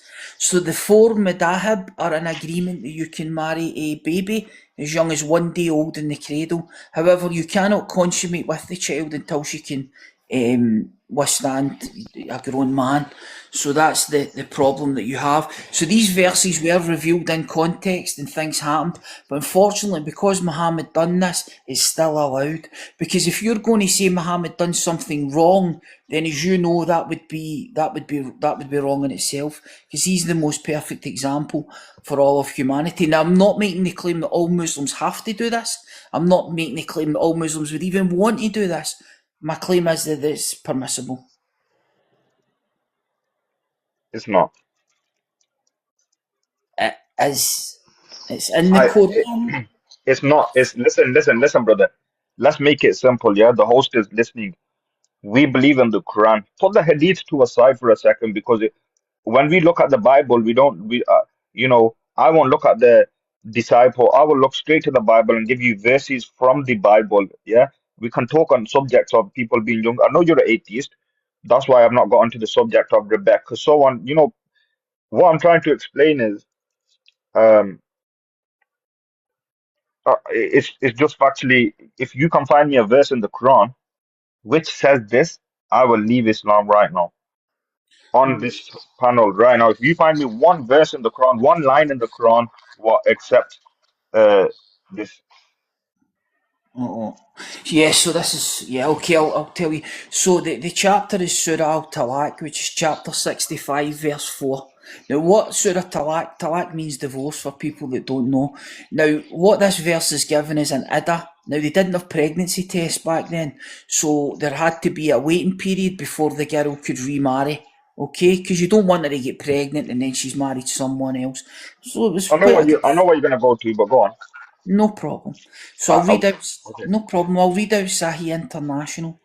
And those who no longer expect menstruation among your women, if you doubt their period is 3 months, and for those who have not menstruated, and for those who are pregnant, their term is until they give birth. And whoever fears Allah will make this matter ease. So here's the iddah. There's 3 times in a woman's life when she won't menstruate, give and take. And that will be when she's went through menopause. This is the first group. And those who no longer expect menstruation, if you doubt their period is 3 months, comma, and for those who have not menstruated. This is the young, and for those who are pregnant. Wait. So there's the thing. Rewind that a second. Yeah. What did you just say? Yeah, so I'll read it again. So the first group of women, if you doubt, and for those who no longer expect menstruation among your women, that's the menopausal. If you doubt their period is 3 months, and for those who have not menstruated, that's the young. Full stop. And for those who are pregnant, their term is until they give birth. So here's the 3 types of women: the menopausal, the young, and the pregnant. So my question is quite simply, why is there a waiting period for a girl who has not yet menstruated? Why is there a waiting period? Why is there an Do iddah? you- Yeah, so you've married a young girl and yeah, you've and divorced yeah. before she's even had her menses. So do you know what you're saying right now? Would Very that not much. be the ethical? Would that not be the correct practice for someone to be of a physical maturity? No, this is a young girl who's not even menstruated, is not mature. You should not be marrying and divorcing a girl who has not menstruated. I So kind where of does got a question for you, TikTok. If you wouldn't mind answering this, and you can rebut Mark's point. But I'm yeah? just kind of curious. What happens? Let's say if a 9-year-old does get their menstrual cycle, and then they happen to become pregnant, and the man that married her wants to divorce her. Is that possible? If a man who? Let me Say say that it again. again. Say that again. If a girl of 9 years old gets her menstrual cycle and she happens to get pregnant, but that man wants to divorce her, can he still divorce her? If he wants to, of course, he can divorce her.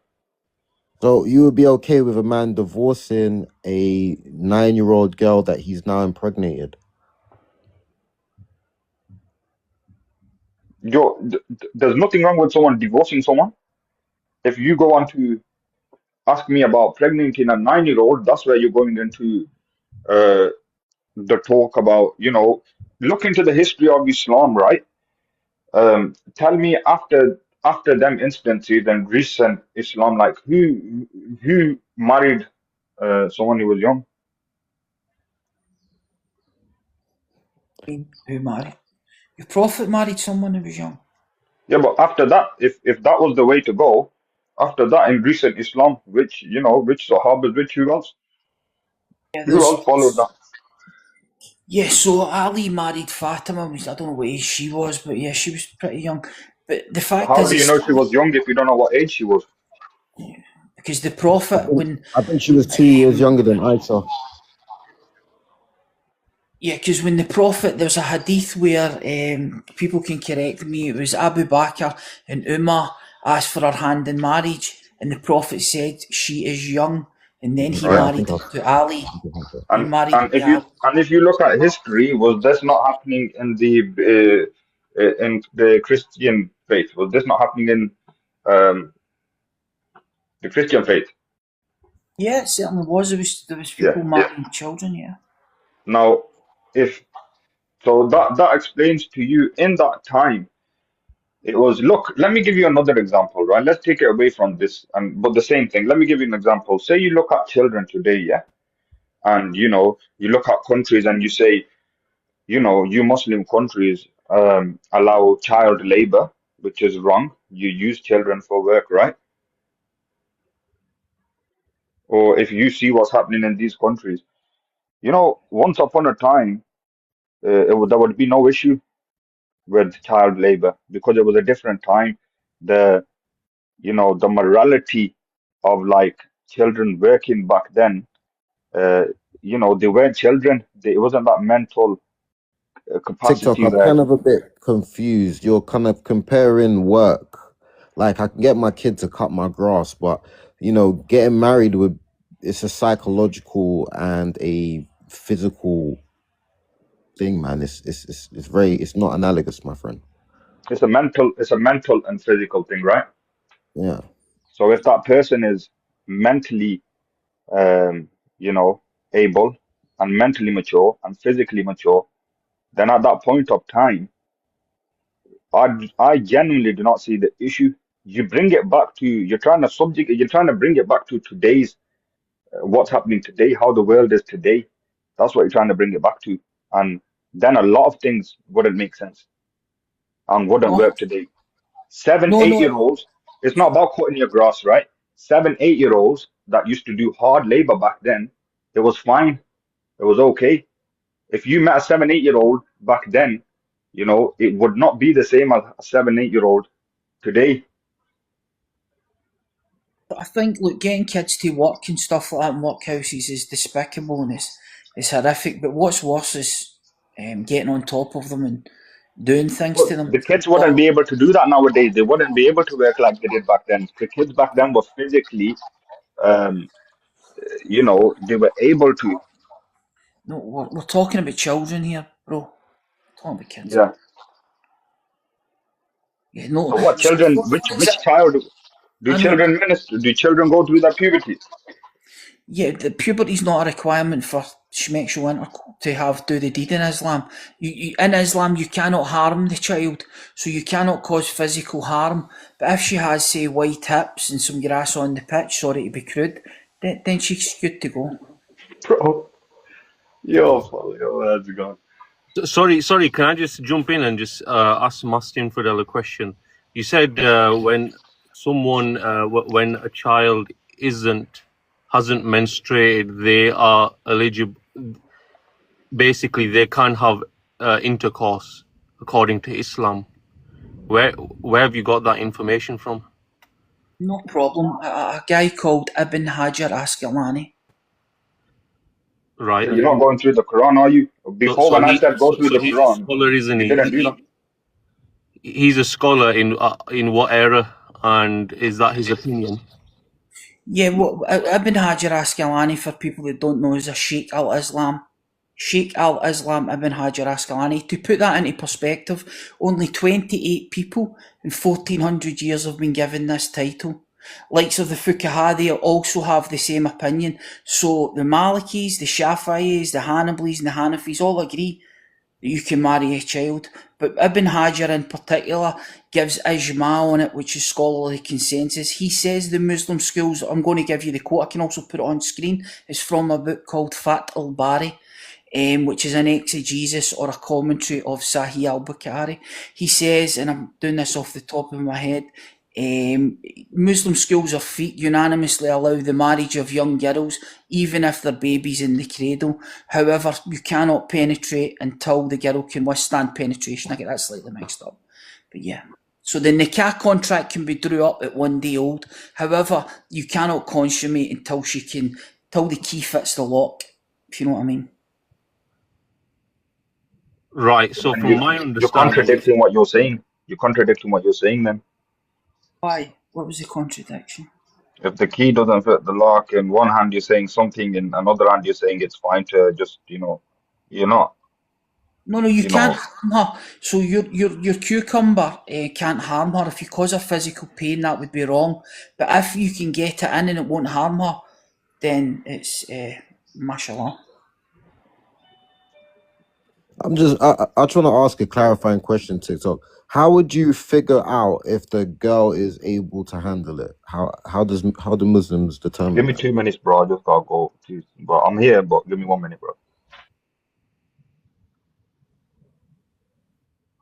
I don't know if anyone else wants to answer that question. Maybe go on. What's you your guys know. question? I'm a Muslim anyway, so So, go on. so how would a Muslim man that's married a girl of that age, how would he find out that she is ready to take it? Look, obviously, in today's age, that wouldn't be happening because we live in different societies. So if you're talking about 1400 years ago, right? Because obviously, I can only speak about what it says in the Quran or what the Hadiths say. They would have had their social understandings. So it would have, like I says, it would have been a totally different social dynamic. I think TikTok mentioned earlier that about 100 years ago it was all right for children to work, but obviously it's changed now because they don't need to work. We've got a completely different social structure. We've got plenty of workers. So yeah, I mean, back then they would have understood it. From my understanding, it's when they are of age, which is puberty. Okay, I understand all that, but I didn't really ask for that information. I'm trying to kind of figure out how would a man know that this wife of his is ready for, the key to enter the lock, as Mars Man said. How did he figure that out?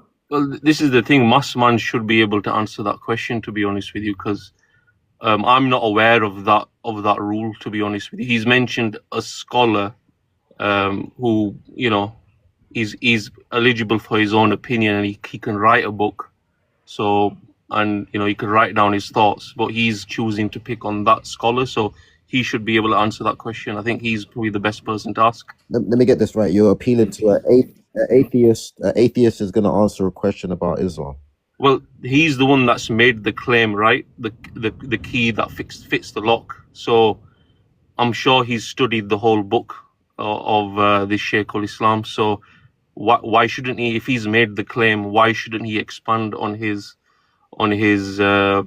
claim? Why not? I don't understand. I'll give Marsman the floor. Yeah. So this is the problem that you have. How do you know? How do you know? The only way you're going to know is if you test it. Or if mum or dad knows if the girl is ready to go into the home with the husband. But unfortunately, what's the word it's called? Guys, what's the word called when one hole... Mufakada.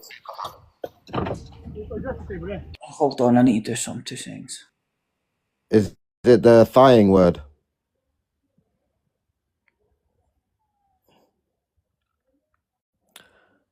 I'm still here. I'll be back in 1 minute, 2 minutes.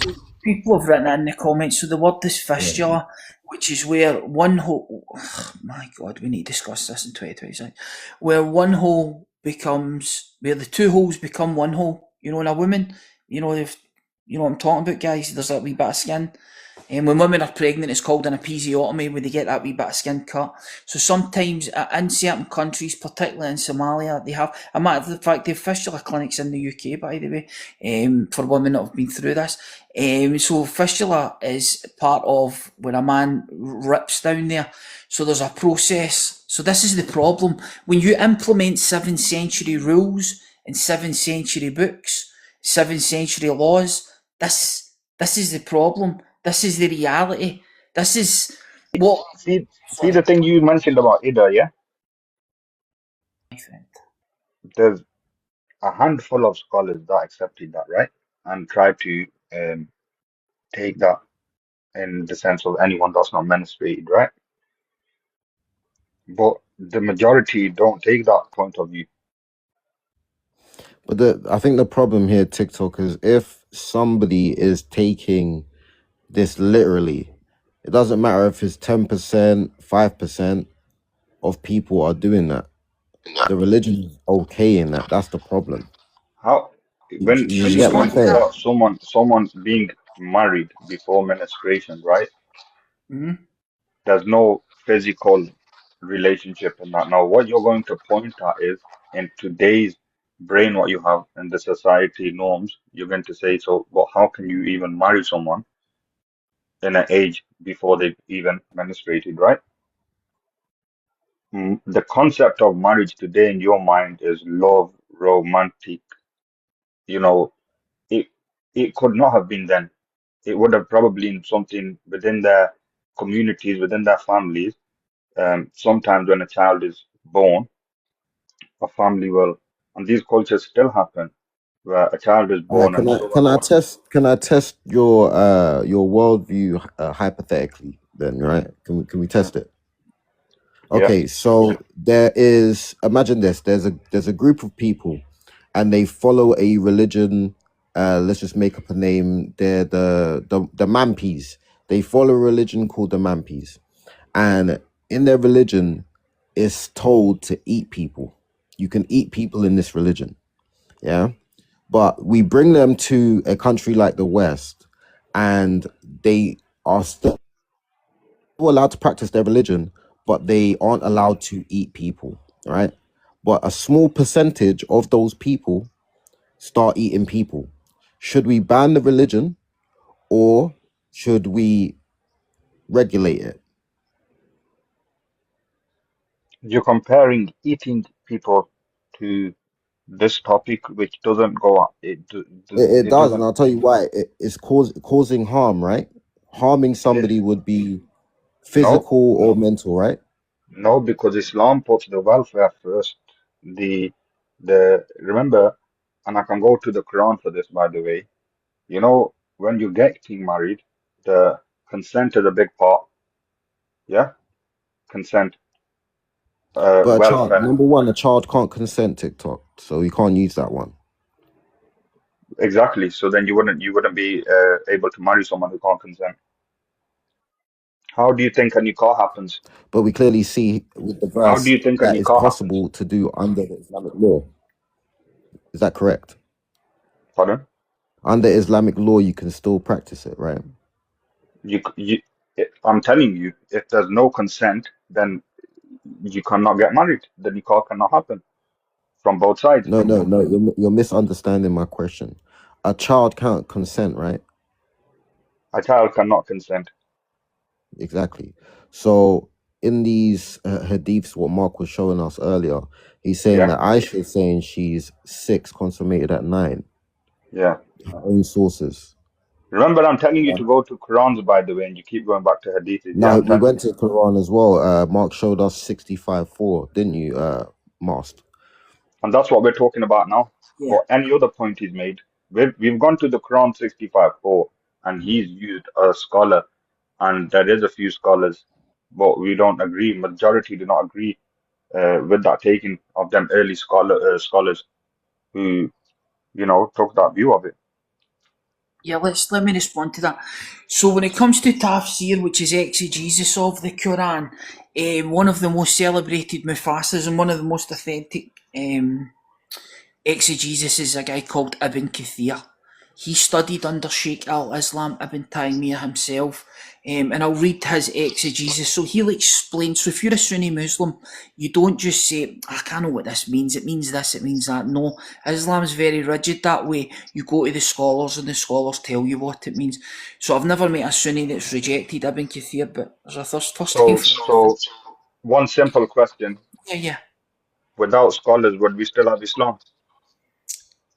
You would have Islam, but what Islam would Right. be, who knows? You need the scholars, because there's many verses, as you know, for instance, the Iddah period, we're currently debating it. What is it? What does it mean? What does even the word Iddah mean? We need to go to the scholars, and the scholars tell us what it means. So we're going to go to Ibn Kathir, and anyone can go to Quran.com or QuranX, go to 65:4, click on the wee tafsir, and you'll see what I'm reading verbatim. The Iddah for those in menopause and those who do not have menses. Allah the Exalted clarifies the waiting period for the women in menopause, and that is the one whose menstruation is stopped due to her old age. Her Iddah is 3 months instead of 3 monthly cycles for those who menstruate, which is based upon Surah Al-Baqarah, C2228. The same for the young who have not reached the years of menstruation. Their Iddah is 3 months like those in menopause. So here he's clarifying it's the same for the young who have not reached the years of menstruation. One final thing, in Surah Al-Zab, chapter 33, verse 49, it says, if you marry believing women and you have not touched them, there is no Iddah. So no boom, no Iddah. So the fact that it's given an Iddah for a girl who's not yet menstruated means you're marrying, having boom, and then divorcing a girl who's not even menstruated. Well, you're not having boom, are you though? Wait a minute. If there's no Ida, then that means there's no waiting period, right? And if she's not menstruated, then there's no, you can't have intercourse. You can't. Yeah, you can. Yeah. So everything you're Menstruation's saying, right? You're contradicting yourself with each thing that you're basically saying. So no, on one hand, you're saying child marriage is allowed in Islam, right? But you have to wait for them to menstruate before you can physically consummate that marriage, right? And then on the other hand, you're saying that no, you hold can on. physically consummate a marriage before they've menstruated because it No. says in the Ida about someone who's not menstruated. All right. Can So you be married before a consummation? Well, can you be Yeah. divorced? Sorry, Hold before. on, host. Hold yeah, on, host. you can be married. Menstruation, my claim is menstruation, and according to the Quran and the Tafsir, menstruation is not a requirement to have boom intercourse. Are you saying you cannot be divorced without a consummation of the marriage? There is no Iddah. You can marry and divorce a girl with who you've not consummated, but there's no Iddah. Right. It's just a straight up divorce because we've not had sexy time. But Okay, if you've wait. had sexy time, there's an Iddah. Doesn't that? So you're trying Wait a to minute. I just want to so clarify something. Yeah. I just want to clarify something. If a marriage has been consummated, that's officially a marriage, right? Well, it's a marriage from when you get married, right? Yeah. So when the consummation happens, is that when the marriage is confirmed? The marriage is confirmed when you get married. Okay, I don't think Mark, I don't know if you can explain this. It says in that hadith, off the top of my head, that he married her at the age of 6 and consummated at the age of 9. Right? Yeah. Is that correct? Yeah. Yeah. Okay, so if he consummated at 9, that officially makes the marriage official from there. So if he divorces her after that point, does that make that marriage official? The marriage is You can official before divorce they it. consummate. It can be divorced before. Well, yeah, because the marriage, So that's whether you consummate. so. Let's say well, we know he married her at 6, but let's say he divorced her at 7 without consummating. There's no idda. There's no waiting period. It's just a straight up divorce. But if Yeah, there's an idda, it means that you've done the deed, so to speak. So the yeah, fact that the Quran's mentioning an idda for yeah. girls who have not yet menstruated means that it's permissible to have sexy time with the girl. Yeah. It's But not then on the other hand, Okay. you're the same person who was saying that, and um, until the girl is not menstruated, you cannot consummate the marriage. Then what's the point of the iddah then? No, you can consummate with a girl who's not. Menstruation is not a requirement for intercourse in Islam. So are you say, did you not? Are you saying it doesn't? Did you not find me that? You can, as long as you don't harm the girl. So as I say, you know how like, oh God, man, you know like some girls So are a then bit. if that's the case, why did Muhammad wait for until she was what you say, until she was 9, until she That's it. menstruated? Because he would have. There's no hadith that says she'd menstruated. Because I believe. I mean, there's certain No, but narrations. he's just the bad person who you make out this No, PDF, this everything. Why did he not do it at 6? Why did he wait them 3 years? because you cannot harm the child, so you can't harm her. So maybe if he got on top of Aisha when she was 6, or maybe just I don't know. But yeah, you can't harm the child. There's psychological; they don't know anything about that. But if you can't They physically harm them, it, so it him says getting it says it says they have to be of physical maturity, right? no, it doesn't. Yeah, you Yes, it can't does. harm them.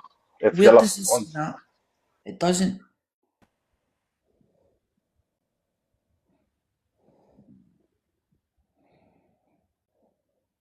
But wouldn't this all By the be way, done before I'm the back. By process the of way, the marriage anyway? Yeah, what did you say, sorry?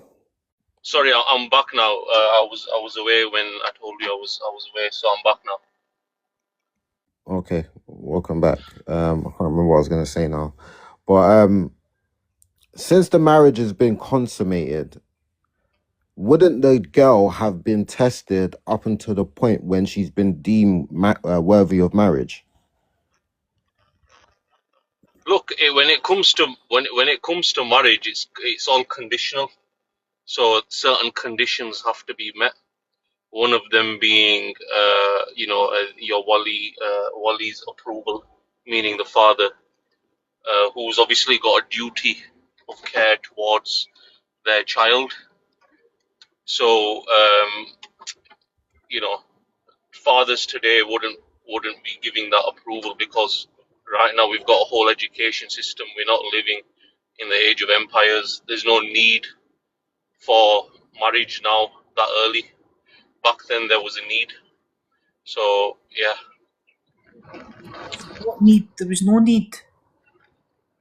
There was no need for a man with 9 wives, or well, later on at that time he only had. I think Aisha was his third wife. Second wife after Khadija passed away. There was no need for this man to go and marry his best friend's daughter. He had access to women, for want of a better term, and I mean there was plenty of women. I mean they were marrying 4 at a time, so there was no shortage Well, there. his I think and again I'm paraphrasing here, but I think there was a revelation from God, and the Prophet received that revelation to marry Aisha. So that was the whole reason that he got married to her from an Islamic perspective. All right, so can you explain? All right, cool. This sounds a bit strange, yeah, but like I gotta look at it from a Muslim's perspective now.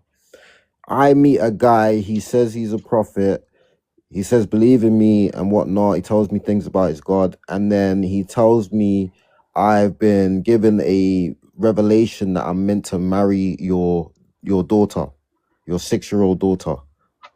Like wouldn't I question this prophet's kind of like motives here? I mean, I look, don't know. if Can you for prove that he's a example, prophet? well, look, you said you're gonna think, you're gonna put it from, you're gonna think like a Muslim from a Muslim's perspective. So, if you're talking about this relationship between Muhammad Sallallahu Alaihi Wasallam and his best friend Abu Bakr. So, if your best friend came up to you, which that's what happened to him, his best friend, who he knows from for a very long time, right? So yeah, that he approved. The thing is, you might not approve because you're thinking about it 1400 years later, because you don't know the You know, situation. you know the funniest part of the situation in this whole situation, which I really, whether you accept it, Masked and the other brother here, yeah, or not. Do you know if you guys were born 1400 years ago in that era, you would not have this social understanding or thought of the situation. Did you know what I mean? If a 9-year-old child, was put towards you, you would get married to them, and I can guarantee you that because Oh, you okay. you Can you show me evidence then, yeah, of a 9-year-old or a 6-year-old boy at the time of your prophet that actually consummated and was married at that time? Can I just answer that? I mean, I think I can speak for the host, and I hope everyone else in the panel in the comments. As yeah a no man, if you yeah, hold on, I know if what you you're gonna say, but it's just not no, true. you don't know what I'm going to say. Maybe you do, but if you put me into a room with a 9-year-old, ain't shit going to happen, big boy. Because I You ain't need attracted to 9-year-olds, whether it's 1400 years ago or 1400 years in the future. Ain't shit going to happen. right. You can't say that conclusively, though, Mark. I mean, How Must. Are you mad? What? You I'm you not. can't you can't make that, you can't make that because you're not living for it. You're using your mind, your presentism mind, to say that. But the No, reality is, if you were born 1400 years ago and your name was, Musad or something, right? yeah. And you this is the thing. You're Bro, using you know what he's gonna tell presentism. you next? He wouldn't be shitting in a hole either. He'd build himself a toilet, and he Exactly. wouldn't be bathing in the river. You'd have a shower, innit? Must. no, I can assure you, even if my name was Muhammad Abdul Sharif and I was living 1400 years in the desert, I am not attracted to 9-year-olds. Mm. But it still doesn't answer the fact that the real understanding, and I know deep down in your brain, the education you have now, the understanding, the society you live in now, you wouldn't have this brain. It would be swiped. You would be 1400 years ago, you know, and I'm telling you now, you'd be shitting in a hole, right? You'd be, you wouldn't have your shower. You wouldn't go and, you wouldn't have the brain, and to the extent of even the simple things what you do now or think of now or how you react, you wouldn't even be doing that. As You'd time has even gone be on, playing you'd 5 times evolve. a day, I think. Still, there's many primitive cultures that are still on the planet and they don't bang kids. Because they don't. Yeah, so you know, Look, well, I don't understand the whole, like, the purpose, Mark. Obviously, you're coming with a moral argument right now. And again, if we go into moral philosophy, I know you're not going to want to talk about it, right? Because what is right and what is wrong, it's all subjective. So, what are you saying? Like, what's your point? Are you saying Islam is false because it says this, or this was because Muhammad Sallallahu Alaihi Wasallam did this? That's why Islam is false. What is the claim that you're actually making? What's the whole purpose? Yeah, moral arguments, in my opinion, don't prove Islam false. But what they do is they point out what problems that Islam can cause, and that's the angle I'm coming at. I'm coming at from the angle. Let's let kids be fucking kids.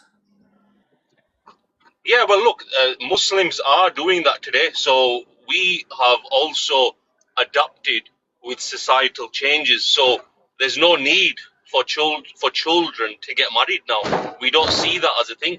It doesn't happen. Look, yes, So it's illegal so in the UK. so I Yes, just wanna ask you a clarifying question, brother.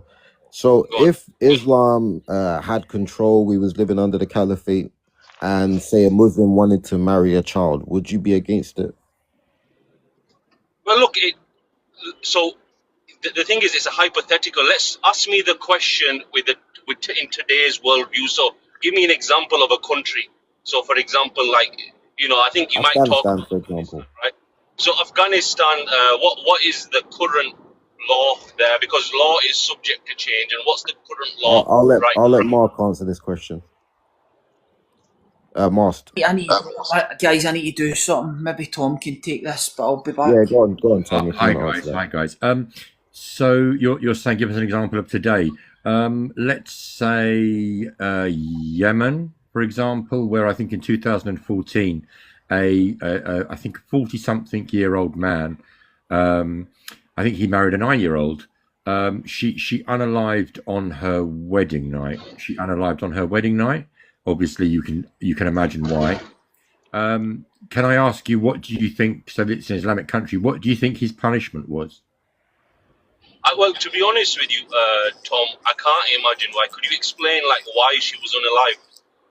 Or, like, can you give us at least an idea? Because unaliving someone, it depends on the condition. What was the Islamically. reason behind it? So what happened exactly? Sorry, so if you can imagine a 40-something-year-old man, okay, Yeah. and you're talking about a tiny 9-year-old, okay. Let's just say, I don't want to go into too graphic detail, but they're So a big, massive 40-year-old and a small, tiny 9-year-old. Carry on. Yeah, so internal injuries, shall we say that? Yeah. Right. So that's So, shall we say number one, which I mentioned before, welfare and consent, right? Without consent, you cannot get married, right? It doesn't happen. So if a child couldn't, this is what I was trying to make the point before. A child cannot consent. Consent is the big part of the marriage, right? So it couldn't happen. So what happened in that case was nothing to do with Islam. It was maybe a village with uneducated people, which did something which I condemn and disagree with. okay, Right? cool. In the same sense that it happened in the UK, where a person had a child, his own child, which was a baby, and he literally did the unimaginable, just as it was a newborn baby, right? Brilliant. Straight off the umbilical cord. In that same sense, it's nothing to do with your culture or your school teachings why that white guy did that, right? It was his disgusting brain or mind. So in the same way, that does not connect to Islam. Okay, let's take these two examples. Now, what's happened to the guy that done that in the UK? What's happened to him? He would have got a few years in prison, right? Right. Okay. Let me. I can send you the story if you want to. So basically, what happened in Yemen was classed as an accident. So it was classed as an accident. There was no punishment upon this man. This was just classed as an accident.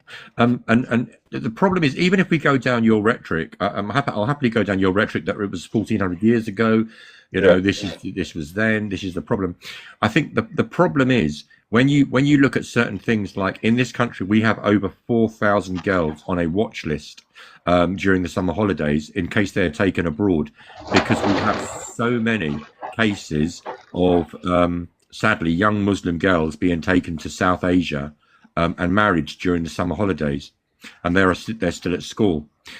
We also have an undercover documentary done, I think again in 2014, where I think it was 19 of 53 mosques were basically happy to perform a nikah between a 14-year-old girl and a 25-year-old man. So even if 18 of 56, which still is it's around just over a third. And this is the problem. 18 years old and 50. No. Sorry, 18 out of 56 mosques. So the girl was 14 years old. The man was 25. And this was done by imams. This was in the UK. By imams in the UK, yeah. And so even if we... one second. What is the legal age of marriage in the UK, bro? I believe it's 18. Right. So can anyone get legally married in the UK under that age? You're sort of missing my point. Okay. So my point is not that the fact that we have laws in this country. The fact of the matter is that we have the mentality We don't have this mentality. We have, I mean, if we have got over 4,000 girls on a watch list that they are being taken abroad and getting married, okay, Right. and then we have also a documentary where 18 out of 56 mosques were happy Right. to perform a nikah ceremony between a 14-year-old girl and a 25-year-old man. Right. It's fine to say this was Does that make all the Muslims bad? well, I'm not saying it Okay, makes but- problem, but it does show us that there is an issue, that there must be an So- issue going on, because Well, No, let me- listen. let me Tom, ask the- Tom, let me sorry, ask the sorry. question. Look, bro, just 1 second. I just need to interject for 1 second, right? Okay, so there are circumstances and situations that we all might not agree with, right? That's fine. I mean, are you aware of middle-aged white men going to the Philippines to sleep with underage girls? Isn't that a problem? yeah, brilliant. Yes, I'm yeah, so glad you definitely. brought that up. I'm so glad you brought that up. Can I ask you something? Yeah, I agree. That's horrendous. What should the Philippines? can I just Sorry. can I add two? Sorry, can I just add two more to that? Yeah. So, Prince Andrew and the connections what he had with the higher up people and what they were doing with children, does that make the whole of the royal family bad? And Tommy Robinson, and you can see when his friend, his close friend, and the group that got exposed, where they were, what they were doing. So yeah, I'll let you Okay. finish. Okay. Cool. If I could just, sorry, if I could just unintentional. If I could just go back to your point, fantastic about the Philippines. Yeah. That British whitey men are overrepresented in this. What should the Filipino government do? Because I know what they should do for the protection of their children. What should they do? Well, look, No. What should the to Philippines? answer your question. Right. Okay. What should the Look, if you're looking for what type of answer would you like to hear, or should I just give you my true response? Let me give you my true response. I mean, if you're not Please happy give us with the it, truth. Bro. ask me again. Do you that's get what I fine. mean? The question is, what should the Filipino government do if there is a massive hang on, let me just finish. If there is a massive overrepresentation, okay, of British whitey men going to the Philippines and doing PDF stuff with children, what should the Filipino government do? Arrest them. Firstly, I Arrest think them and make an example. Firstly, I think they should put the YT men on a watch list. Every YT man that comes into the Philippines, they need to be put on this dirty pedo watch list, right? Everyone that lands there, right? That's what I say. So this Okay, a mom. so Hold on 1 second. This a mom that was touching. There's a moms that was actually caught touching kids recently. Do you think they should be on the watch list too? hang on, Dio. I don't understand. What are you expecting me to say to that? Okay. I just want to go down this road. Please. Just give me 2 minutes. Because it was your. Hang on, unintentional. Because we're on this Filipino thing. So I just want to go down this road with you. Please. Go on, mate. I I'm here. want to go down this road with you. So at the end of the day, you're saying they should be put on a watch list. So you're saying that they should still be allowed in the country, yeah? Is that what you're saying? Well, you shouldn't. The others that come in, they shouldn't be affected. Which are not doing stuff like that. No. So no, we've got an overrepresentation of a certain demographic, okay, doing stuff on children. Yeah. Okay. You as the leader of that country, me as the leader of that country, I would say, sorry, no more British whitey men are coming. What about the Americans into my country? What about the Americans that are doing the same? Let me finish. Okay. Thank you. So at the end of the day, I would say no more British whitey men. Yeah, Spanish can come, French can come, Italians can come, Germans can come, but no more British whitey men if they're overrepresented. But the Spanish, the Italian, they're all doing the same thing. Hold on. I not want the to ask British Tom a one. question. Hold on. I want to ask Tom a question. Tom, do you think these overrepresented YT men, when they come to the Philippines, do you think they should be put on the watch list when they enter the country? No, I think they should be refused entry. I think they should stop that demographic from coming into their country. I think there is. I don't think you should look at money. So you're judging every. You're No, no, Oh, judging so I'm you're not other judging people defending based the on. No, YT no, no, no, men. no. You're Right, defending TikTok, the TikTok. YT men now. No, no, no, TikTok. Wait a minute. TikTok. If there is an overrepresentation, okay, if there is an Yeah. overrepresentation of a certain demographic doing something, I believe that for the safety of your children in your country, if you're going to put money over Yeah. them coming into your country, that's on you. Personally, I would say if that's giving me a 5% down on my tourism, no problem at all. I Yeah. think that's worth it. So, But so, at the end so of the let day, me what let me you're Can ask I saying, ask you one let me ask question? Can I ask you one question? TikTok clarifying question quickly, because Go on. you said the YT men that came in the country, they shouldn't be put on a watch list. Yeah. Can you justify the answer considering that they're overrepresented and they could be coming here to harm our children? You don't The think that thing is is, permissible or even like justifiable to say, yeah, I will put yeah, people on a but watch list that enter the country it's that are not just YT? it's not just the British white men. It's the American white men are doing exactly the same thing. Okay, so sorry, John, can we? No, say wait. we include that as well. Can we He's then trying put to them on a divert. watch list too? Host, he's trying to No, no, no, divert. no, no, no. He's trying. Tom, see where I'm going with this, yeah? Yeah. So So you're still gonna should have we the put them problem. on a list also? Yeah, but should we put them on a watch list also?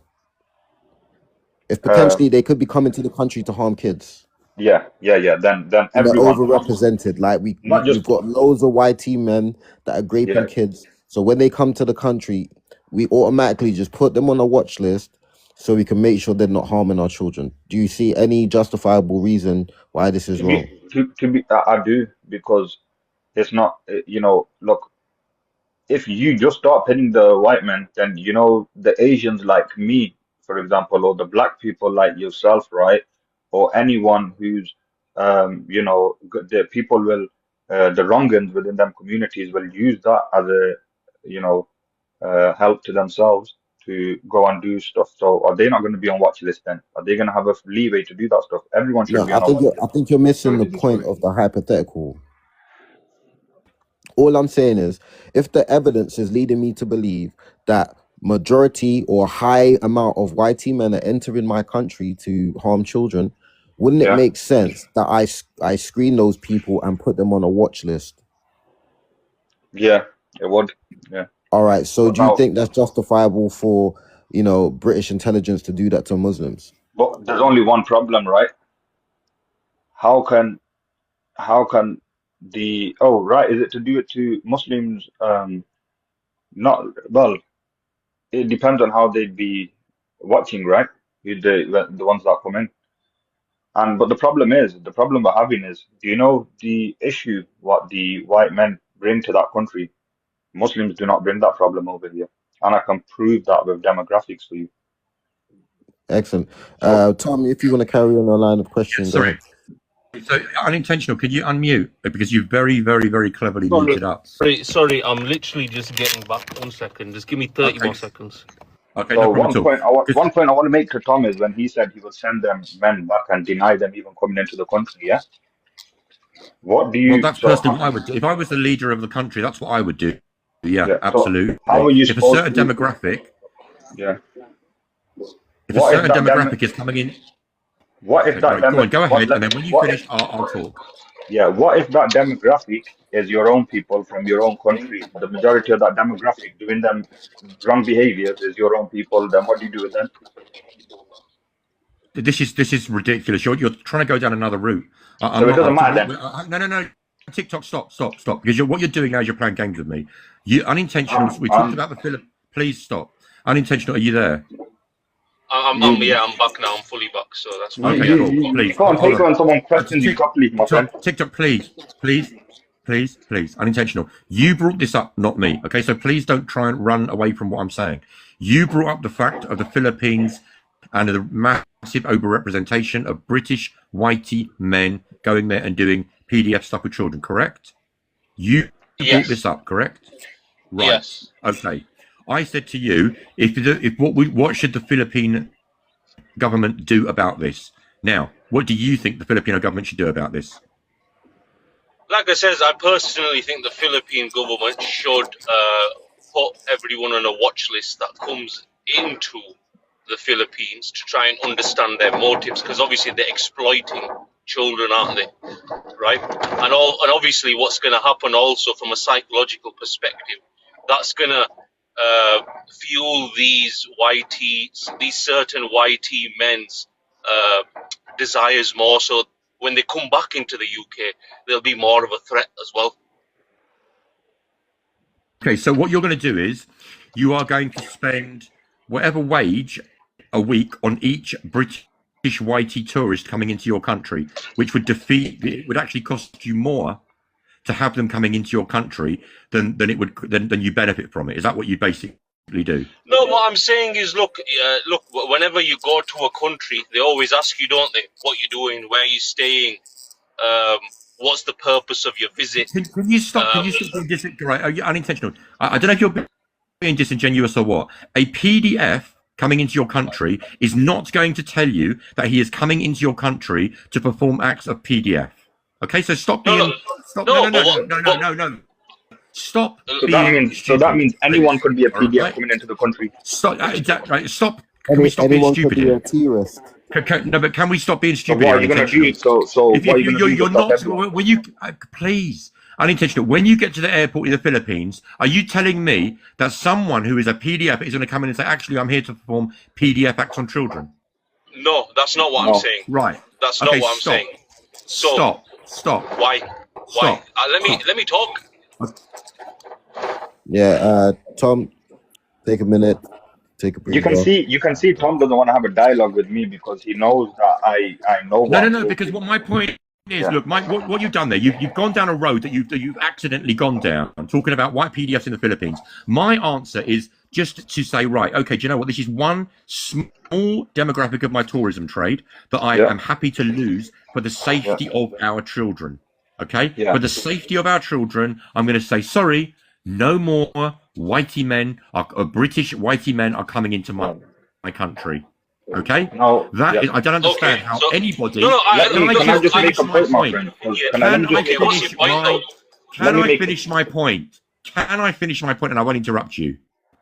I know your point. At the end of the day, that is the obvious thing to do. For some bizarre reason, you seem to have no problem with people coming, even if they're overrepresented, with people coming into their country and performing PDF acts on children. You're saying, well, let's put them on a watch list. No, let's not put them on a watch list. Let's ask them at the airport. It's fucking ridiculous. Let me answer, please, bro. Let me answer, please, brother. Let me answer, please, bro. TikTok, please give me just a second. Bro, this guy, he thinks the thing is, he thinks he's got me, right? So I've specifically said put them on a watch list. Why have I said that? I'm trying to be consistent with the UK's understanding. What has the UK done with 4,000 children? What did you say they were done? What happened to them? They were put on a what? Thomas,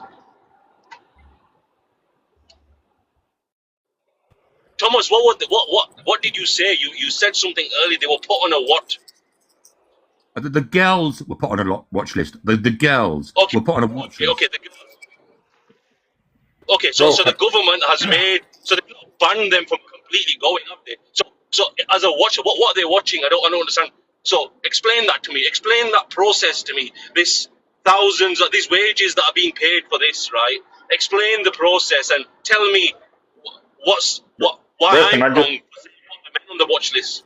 Okay, I can't deal with it. Here, I'm talking about British citizens. Bro, in this let me make a point, country. Bro. TikTok, you under. Stop, TikTok, please. I'm having a conversation with you and unintentional. You're talking about these girls are British citizens. They are our people. You're talking about people. Your argument just falls completely flat. Then you're talking about British whitey people, tourists going into another country. It's your argument doesn't stand up at all. Can I just explain? I'm with Tom a little bit on one side of the thing, yeah. And let me just make my point, Tom. I'm with you on one thing, right? If there's a demographic, and that demographic of people, right, are causing, right, a lot of all the PDF crimes and all the wrong crimes of that demographic. I'm with you, Tom. Ban them. Do not let them into your country and send them. Now, the point you're trying to get at is in this country right now, because we have to. So in this country, the demographic, if you look at the demographic, it's not the Muslims doing these acts, it's your kind doing the act. So then so what do we do? Do we keep the Muslims and send you guys back? Let me ask you a question. If they're a religion that believes in Satan that is okay with all these things and they follow it, should we stop them from practicing their religion? No, but you've not said about the white person going into that country and what their beliefs I'm are, just saying, or if it was a YT person's religion to do this to kids, and this right. is what the religion was telling them to do, and they actually did it, would you be Yeah, against this religion? I would, yeah, because our religion does not let you harm children, and I can show you proof from the Quran which it doesn't. So what we have to go back to is today, in today's day and age, not 1400 years ago, today in the demographics and the statistics, who are the biggest issue in PDF crimes, child crimes, these nasty crimes, it is the white people. And we can bring it up So on your phone. basically, I can open my you would be screen. I can show you okay. statistics You that would be okay Muslim. with us saying no to this religion. Pardon? You would be okay with us saying no to this religion. So listen. This religion, this made up religion. Okay, let's just say this religion is called, just as a joke. They're Let's Satan just call it. worshippers. They worship Let's Satan. call them Satan worshippers, right? Yeah. Okay. So Satan worshippers. What's their principle? So what is it that you're saying? What do Satan worshippers? They What are believe Satan they believe So in let me give you an doing good. example. Forget Hold on, Satan hold on, worship. hold Let's on, use hold on. Let me just realistic, bro. give the hypothetical. Hold on, TikTok, 1 second, yeah. Let me give the Let's just say hypothetical and bro. Let me give the let's just hypothetical say for you, bro. Let me give the let's just hypothetical for you, say bro. wait, calm down, bro. Relax. No, We're I talking, just yeah. want to give the hypothetical Let's for you just say before you the can hypothetical, bro. Just chill out for a second, yeah. go on. Let's just say in the hypothetical, they believe in doing good things, spreading money, being nice to people, treating people fairly. But on every Sunday, they like to have sex with children. Should we? And they like to fly to the Philippines as well and do the same thing. Should we ban that religion from entering our country? But we don't like to do that though. I'm not saying Can I Yeah, then you should. I'm using this Yeah. example. You Not should, yeah. you should ban it. Okay, no problem. you What just do made you a want to say? claim. Sorry, TikTok, you just made a claim. You just said that your religion does not allow you to harm children. Is that correct? No. Okay, Yeah, it wonderful. doesn't. If you go to a hadith, if everyone wants to Google it, it's Abu Dawud 495. Quran, It's mate. about Quran. praying, and it's We're going from the Quran. We're not looking at hadith. Go from a book. Why are you scared of the Quran for? This is the problem. You're all scared of the Quran. sorry, that would be fantastic if the majority of Muslims only were Quranists. That would be fantastic. We are But though. We are. hang on, the majority of people in this country are Sunni, and Sunni they go with hadiths as well. So I'm sorry, but you can't just do that. Yeah, we can because we just follow without the hadith, the Quran would still, without the scholars, without anything else, just by itself, the Quran would still stand alone for itself. So go from the Yeah, Quran. that's fine. Once you all become Quranists, but then that gives you another problem. That creates another problem for you, because in the Quran, does it say that you are allowed to beat your wife? But that's not. Bro, Is this that, is just we're going talking about down harming children. Yeah, And I it know. I'm doesn't just say. asking It you. doesn't. What I'm trying to say to you is that creates another problem for you, because in the Quran it says that you are allowed to beat your wife, and where does it say that you are allowed to use a when you Okay. use a toothbrush? That's in the And hadith. right, So that brilliant. creates So let me another one problem. second. The big so if we use that, so that's what the Quran says. Now let's look at our country. Let's look at demographics. Who are the majority of wife beaters in this country? Who are the majority of domestic cases in this country? And let's go on the flip side of it. What is the numbers, right, of Muslim doctors in the NHS in your country? You completely The missing. demographic. Oh wow! Again, you're missing the point, TikTok. You're missing the point here. Sorry, so you're missing. Hang on, TikTok. Hang on, TikTok. Wait, Patrick. Wait, TikTok. You're missing the point. So look, no, I'm not you're missing the really point getting it. because what you're saying is that the Quran says you can beat your wife, but in the UK, it's you guys who are getting drunk and beating your wives, and we're all the doctors over here, so it's not making any sense. Okay, TikTok, let me answer you. You've made your point. I'm trying to answer you. Go on, bro. Go on. So at the end of the day, the difference is that beating your wife in the UK, you will get arrested and you will go to prison if you do it. Okay. Yeah. the end of the day, this isn't a law in Yemen. Just Google it. If you don't believe me, just Google it. In Yemen, there is, you know what? There is not one person that has been. There is no. It's a wonderful statistic, but there is no such thing as marital rape. There is no law. You cannot rape your wife. There is But no we're law talking against about the violence. Muslims in the Wait, UK. TikTok, let me finish. There is no law against violence against women. There is also no law against FGM. If any of these things happen, you will not get prosecuted for it. So you go there and you Do you change the not see law the over there. difference? I'm talking about my country, England. I'm talking about the UK right Look, now. there's The no one FGM Filipino practices. How here. is England your country? Because you're not abducting, man. How can you call your England your country, England, when Yeah, you're pardon? not obeying to the fucking common sense? No, All Patrick, you right, need to calm try down. not to What? swear, Say that. Patrick. I don't know Okay. what you said there. Sorry. If I'm, what happened? If you are from No, England don't and worry. you Honestly, don't worry. define yourself as an English, be fucking brave. Respect everybody else. Do not Who's impose brave? your own beliefs to So Who's everybody brave? what has he else. said? It's that What simple. has he said? That's the British culture, isn't it?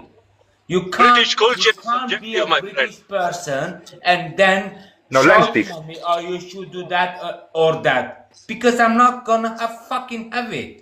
Who Okay? died of a sugar death? Yeah.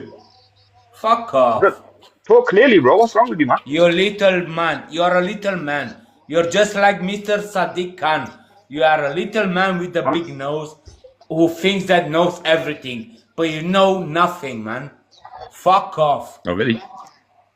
All right, Right. yeah. Okay. I got Look, TikTok saying I that got to drop wasn't you, Patrick. necessary. That wasn't. I don't know what the need for that TikTok was. I saying don't I know. got to drop you, man. The difference is TikTok. Is that we are. So the people that are doing this, yeah, you're saying the largest demographic is that at So the end of the day. let's remember demographics, by the Sorry, way. can Let's I? just keep Sorry, right, okay. let's keep TikTok, demographics in mind, Tell me when and you let's just look finish. at what happened right now. You seem to keep talking over me. I don't. So let you speak, and then I'll speak after you because you keep talking over me. So you speak. Sorry, bro. The one point I wanted to make is just with that interruption is, when we talk about issues and problems and demographics, let's just, let's just keep that in mind what just happened there. But yeah, let's carry on. Yeah. Yeah, no problem. But what I'm saying to you is, at the end of the day, I don't want, a law in this country. I don't want a law in this country like a full Sharia in this country, or I don't want Islamic values in this country. I'm sorry, I don't want a man to be able to beat his wife. I don't want. I don't. Hang on. I don't want no age of consent. That we just guess the age of consent. I don't want that. I'm sorry, but I don't believe Can I ask you these are something? good things. Can I ask you on the whole something? Me, Of course. TikTok, with my Islamic values, yeah, or Patrick with his Polish values, who do you think is more prone to beat their wife? I'm Just on not face Polish, value. to be honest, but that's your own belief, whatever. Yeah. But I'm But gonna we, ask Mr. Tom. Mr. Tom, you're so nice. You're trying to actually have a debate with these people, but they don't want to get it. They don't want to get it. They're absolutely convinced that they hold absolutely right. They are right about everything. If I I'm English, decide to bro. I know piss on when the someone's street had a few tomorrow, drinks. they're gonna tell me you're wrong. I have the right. But Tom, be heinous like they are to us. Be bad to them. Call them out. Call them like, man, you are a Muslim What the fuck? Islamist idiot and you should not be in Europe. And if I've you got like to drop. live like Right, I've got to drop Patrick, him for Patrick, that. put your beard down. You, get, Put your you beard down can't for one you second. can't say that, Patrick, because it's gonna get the live hit. No, We I'm love sorry, TikTok. Patrick. I'm So, going to so like disagree I with you. said, me with my Hang on, Muslim let me values, can I just or answer Patrick? Patrick, I'm sorry, mate. I disagree with you. There are plenty of very, very lovely Muslim people in this country. I think they're lovely. I know many of them. I'm an older guy. I know many of them who have never, ever created a problem in this country. They're lovely, lovely, decent people. I do have a problem with the ideology they follow. But other than that, no, I would never. I'm sorry. Patrick, I don't agree. Patrick's sorry, been Tom. getting, What? he's been Tom, getting underpaid, man. Tom, what religion do you follow? I was born Roman Catholic, but I don't really follow any religion now. I realised that religions are divisive and they divide people. That's what I've realised. Right. Okay. So you're an atheist. Yeah. But do you not believe Sorry, before you're saying when you're an atheist. Yeah. So the way I look at it is like this, right? So if you have The lives going on. if you have 4 islands, and you have an atheist island, let's just say a Islamic island, a Christian island, and a J island. And if you look at those islands, the problem with it is those islands, they are given a book. Each of the 3 islands are given a book, and the 4th island is given no book. The atheist island is given no book. All those islands will have an opinion of the other islands. They will dislike the other islands. Their book tells them to do that. Their book they call them each island. So that the Christian island will call those other people heathens. The J island will call those other people goyim, and the Islamic island will call those people kuffar. And they are all derogatory names. All of those islands have derogatory names for the other 3 islands. The only island that is purely non-judgmental is the one that doesn't have the book. Is the one that will just look at those people as people. All right, I like this. I like this analogy. Hold on 1 second. I like this analogy that he gave because it's very interesting. I'd like to ask you guys, once you answer this question, that is, I'd like to ask you a similar hypothetical question, but go ahead. can I answer this analogy for you? Why it doesn't make any sense? Because I can give you an example of it today. If you were to go to the Sentinelese Island, which is one of the, I think, only few isolated islands which have had no contact with the outside world and have had no book, right? If you were to try and approach that island, you would have, 50 holes spear through you by the time before you even get anywhere close to the shore. So, I think the book would make a big difference. And would actually help them, So Yeah, the I kind of analogy, agree. I kind of agree with you, Israel, this Tip, country on was that. built on a book. I kind of agree with you on Just that bear in mind because this.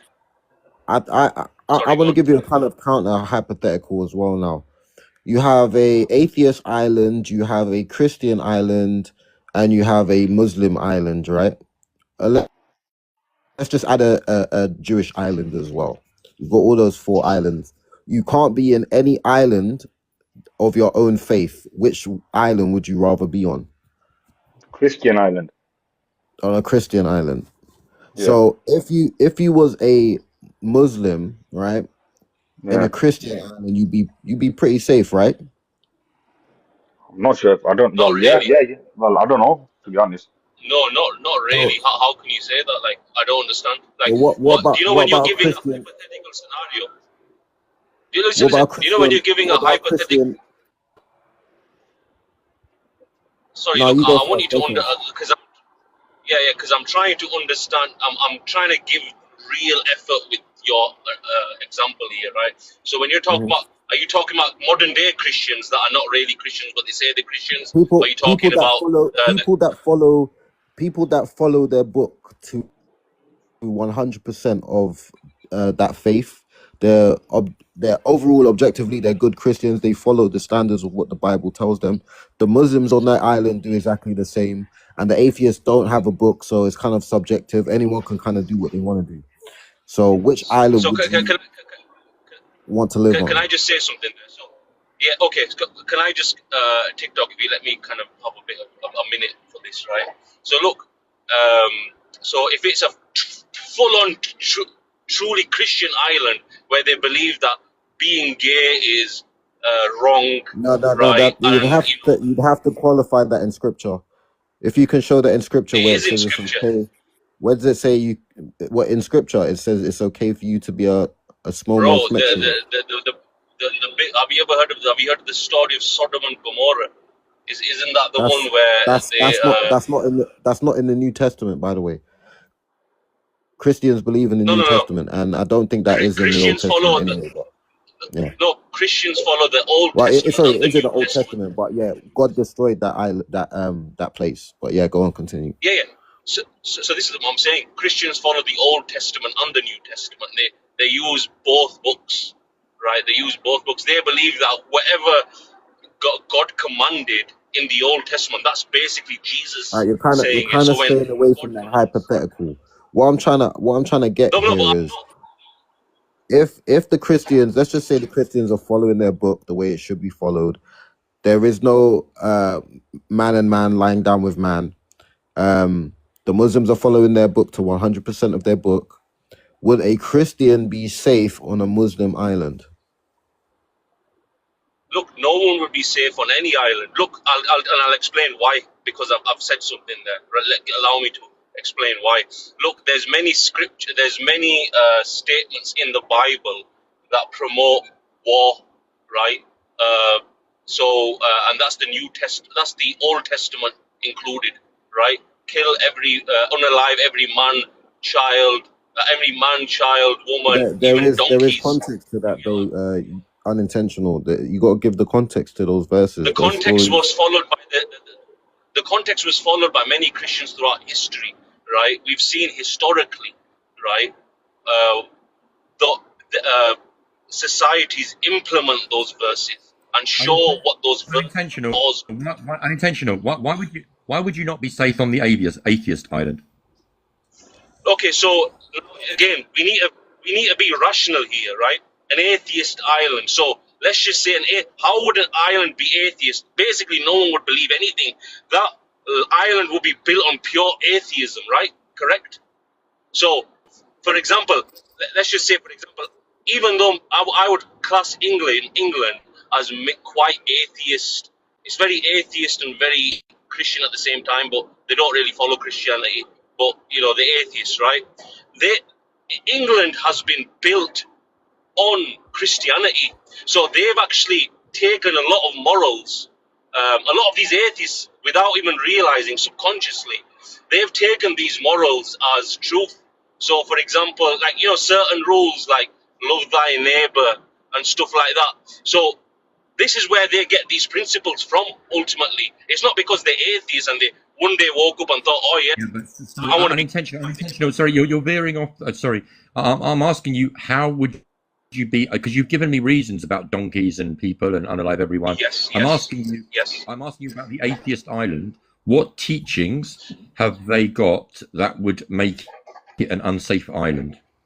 Well, the thing is, there is no book of atheism. So it'll be all man for themselves. They'll be savages. They'll be complete savages, utter savages, because they don't believe in right or wrong. Atheism doesn't agree with morals. There's no such thing as true morals.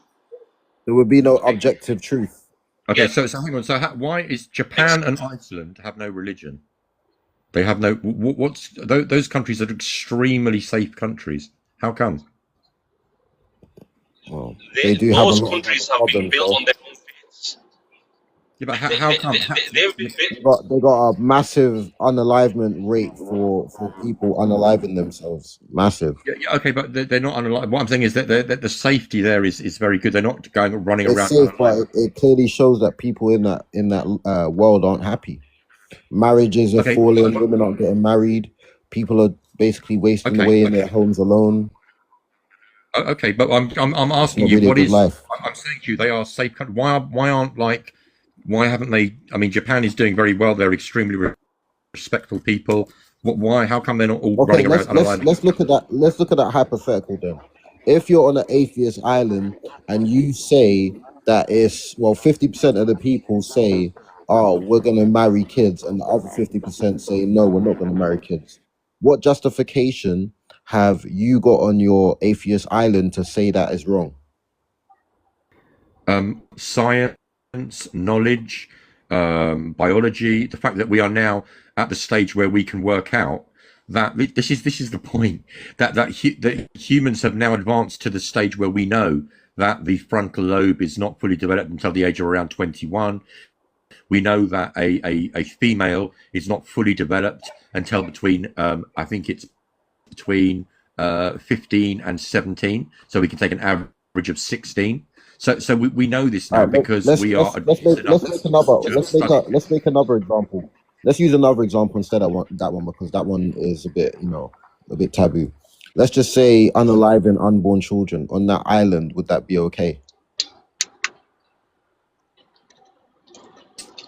Talking about AB. Yeah. well, that's a completely different topic. It is. But I'm trying to Still see answer the question, though, innit? morally, do you think it's wrong? Well, my personal opinion on AB is everyone's got a personal opinion on it. I think once the baby has a chance of living outside the human body, I think then that's my personal opinion. But that Okay, again, so that's concerning advancements in technology that we realise that we so know once the baby, I think it's 26 weeks in this country. Once we know that the baby can live outside the human body, then I think that's then it's wrong. but Can, what can would I make give it an more? example? What about this? Yeah, 5 minutes before a woman's about to give birth, yeah, she chooses not to have the baby, and then they unalive the baby 5 minutes before it's meant to be born. Would that be morally wrong? In my personal opinion, yes, Why? because It it's was a still it baby, was it's alive. it was still it was still it was still alive at 23 weeks or 22 weeks. It was still alive. What's the Yes, but it difference? would. Now, I agree. It's a very, very difficult subject, this. But like I said to you before, once the baby has the chance of living outside the human body, that's when I believe it's wrong. What about if somebody is born with a disability where where life for them is very, very bad? Should they just be, if their parent knew that, would it be okay for their parent just to end their life? Again, advancements in technology. We know that if that person or that human is going to, I know we're straying all over the place now. He's trying to get me. But at the end of the day, if we know, because we're so far advanced in technology, we know if that baby or that human is going to have an absolutely no quality of life, then I don't see a problem with it. If there's going to be absolutely no quality of life to that baby, then I don't understand. But that's the fact that we have Can, knowledge. can I just What about this? What about this? If on your island, there was a massive hunger strike, and there was only not hunger, starvation, right? Someone's got some mad background noise. Yeah, if there was a mad starvation, yeah, where there was no food, and you had to unalive 10% of your people to survive, right? Would that be morally okay for you to justify that in your atheist island?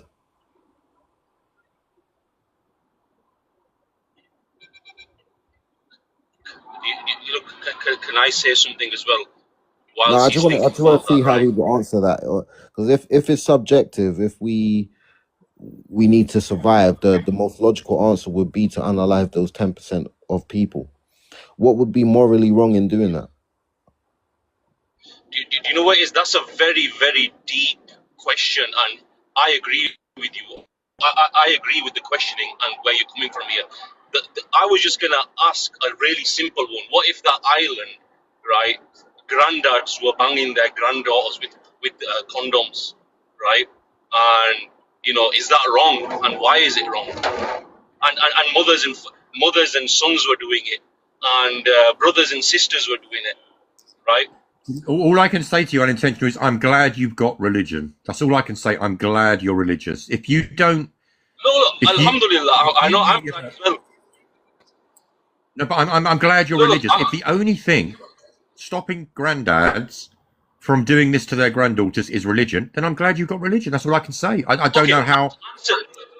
Look, I mean, hang on, wait. response. I've got. Hang on a minute. I've got grandchildren, Go on. and Okay. I just don't even. I mean, I can't even comprehend that question. Look, I think I can't even comprehend it. As a human, as the most. Hang on. As the most advanced species on the planet, I cannot even comprehend that question. Okay, you made your statement now. That's fine. You can't comprehend it. In Dio, do you understand what I was trying to say there? Yeah, you pretty much went down the same line of questioning that I went, but you went with a kind of a Yes. different approach, but crude. But yeah, it's still the same kind of moral argument that we're making here, is that in your subjective Yes. atheist island, we can practically do what we want, because you might say that it's wrong to do that, and look, I agree with you. It's perfectly right for you to feel the way you do. But then on the other hand, if a man on your subjective atheist island chooses to do that, who are you to stop him? It's your word against his. Also, just bear in mind, Tom, were brought up Catholic. You wasn't brought up on a random island of pure atheism. So when you're responding to those questions, don't take it personally. Don't look at it from a subjective perspective. Answer it from an open mind. Like, if you were truly a pure atheist, is it really wrong? Like, you have to answer it that way, and that's how the country would have started and how it's currently running. Don't realize that we have basic inherent values that are within us, innate. Sorry, I think someone's. Oh, sorry, yeah. That are Yeah, but says innately who? within us. There is actually Says who a though? certain thing Says that we who though, have in Tom? us. Tom, Sorry, there Tom is says, actually. says who though? Right, so there is Hey, it's a natural thing. I'll have to find out what it's called, but there is a natural disposition within us not to be attracted to our siblings. I can't remember what it's called. I don't know if you ever remember that. When you were young, if you had siblings, you'd probably hate your siblings more than you'd love them. You'd fight with them, yeah, but you'd I never agree. ever see. I agree with you You just somewhat, don't do it. but these are values that was produced through religion, because God is the first person that's gonna say that to us, to follow this religion and follow these laws. Don't marry your sister. These are morals that were set in place by God. But on your atheist island, they're not based on God. They're based on what a man believes is okay. Do you get where I'm coming from here? I understand what you're saying, but I think you really don't have a lot of faith in human. I mean, as the most advanced species on the planet, and the fact that we now, I mean, there's no other But animals. There is no look other at what species. Sorry, can I just? look at So what there is no other look at species what on the humans have planet done that though, are. Tom. Sorry, there's no other species on the planet that are studying the bodies of the female of their female species. We've done that, so we know things now. As I said, we are the most advanced species on the planet, so we know that that the girls are not ready to be just because they have started menstruating. We know that that's not correct still for them to be having babies. It just doesn't make sense. We know this now. We're advanced. You're looking at things through the lens of 2,000 years ago. And maybe so, but the fact that we I get where you I there perfectly we get go. where It's you're called coming the from. Wasta. It's called the Westermark effect, and that's what it's based. There we go. It's called the All right, Westermark so effect. But it's subjective, though, right? let me just answer something you Thanks, said, because Carlin. you said basic inherent rights. Yeah, I do believe that we have rights, but a person that was in slavery, they didn't have no rights, but they was born with them, if you get what I'm saying. So having basic rights is basically duty without any activity in doing it. You don't have to do anything to get those rights. But I didn't really, say anything about rights. I didn't say nothing about rights. now, when you said basic rights, we're all born with basic rights, right? That's what you said. Inherent rights. Right? I didn't say that. No. No, you didn't say that. We're born with an innate a naturalness not to want to bang our sisters. It's called the Westermark effect. We that's why. Okay, No, but but we're not just talking born about with? sisters, though. We're talking about What? Okay, please, guys, just one at a time. Well, So, let's like, try when to your off the banging friends, system subject though. when your Let's just talk friends, about let's talk about stealing, for example. Are you born with the inherent knowledge that you shouldn't steal? no. You're not. Well, I So mean, if you're a kid, you've if you can seen imagine when you was a kid, right, and you was playing with a toy and another kid snatched it off you, what would usually start happening? there would be a fight. And why is They would that? start arguing. Yeah, Why? because they do. Because If you've ever seen it, it's when one morally wrong to take something that doesn't belong to you, right? dude, we need to be able to talk back to each other. You're asking me a question, then you're answering it. So, if you want me to, yeah, when a child does that, you can actually see in the other child that they know they've actually done something wrong. Dragging that toy off the other child, they look at you and they know innately that probably wasn't the right thing to do, to take it off another child. So yeah, we do have an innate. We are humans. I don't no, understand. because society tells you it's wrong. Because society, your parents tell you it's wrong, right? But if you could, No, but if not, but you need to remember, everyone on this island they don't have these, like, this island is bought and built on this. Remember, this island has been made on these principles. What principles? There are no principles. Like everyone's No, just there are principles. subjectively doing what they do. No, there are principles. There are Right? Okay. principles that are based on Christian values, and this is where I was kind of going with my line of question. It's just that if you Okay. don't morally have a standard that you can all fit at, everybody can change the standard. Like I'll give you an example.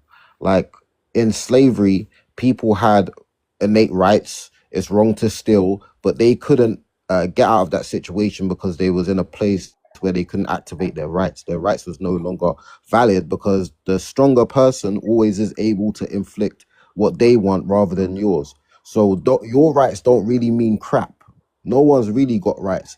If the government wanted to take away your rights right now, they could, but they don't because we've got a system that is based on biblical values. Let's just be honest about it. 100%. I agree with that. I agree that that's how this country's come. This is how it is in this country. 100% in England. That is built on Christian values. That's what it is, right? It's not built on atheistic values. Atheism in its purest form.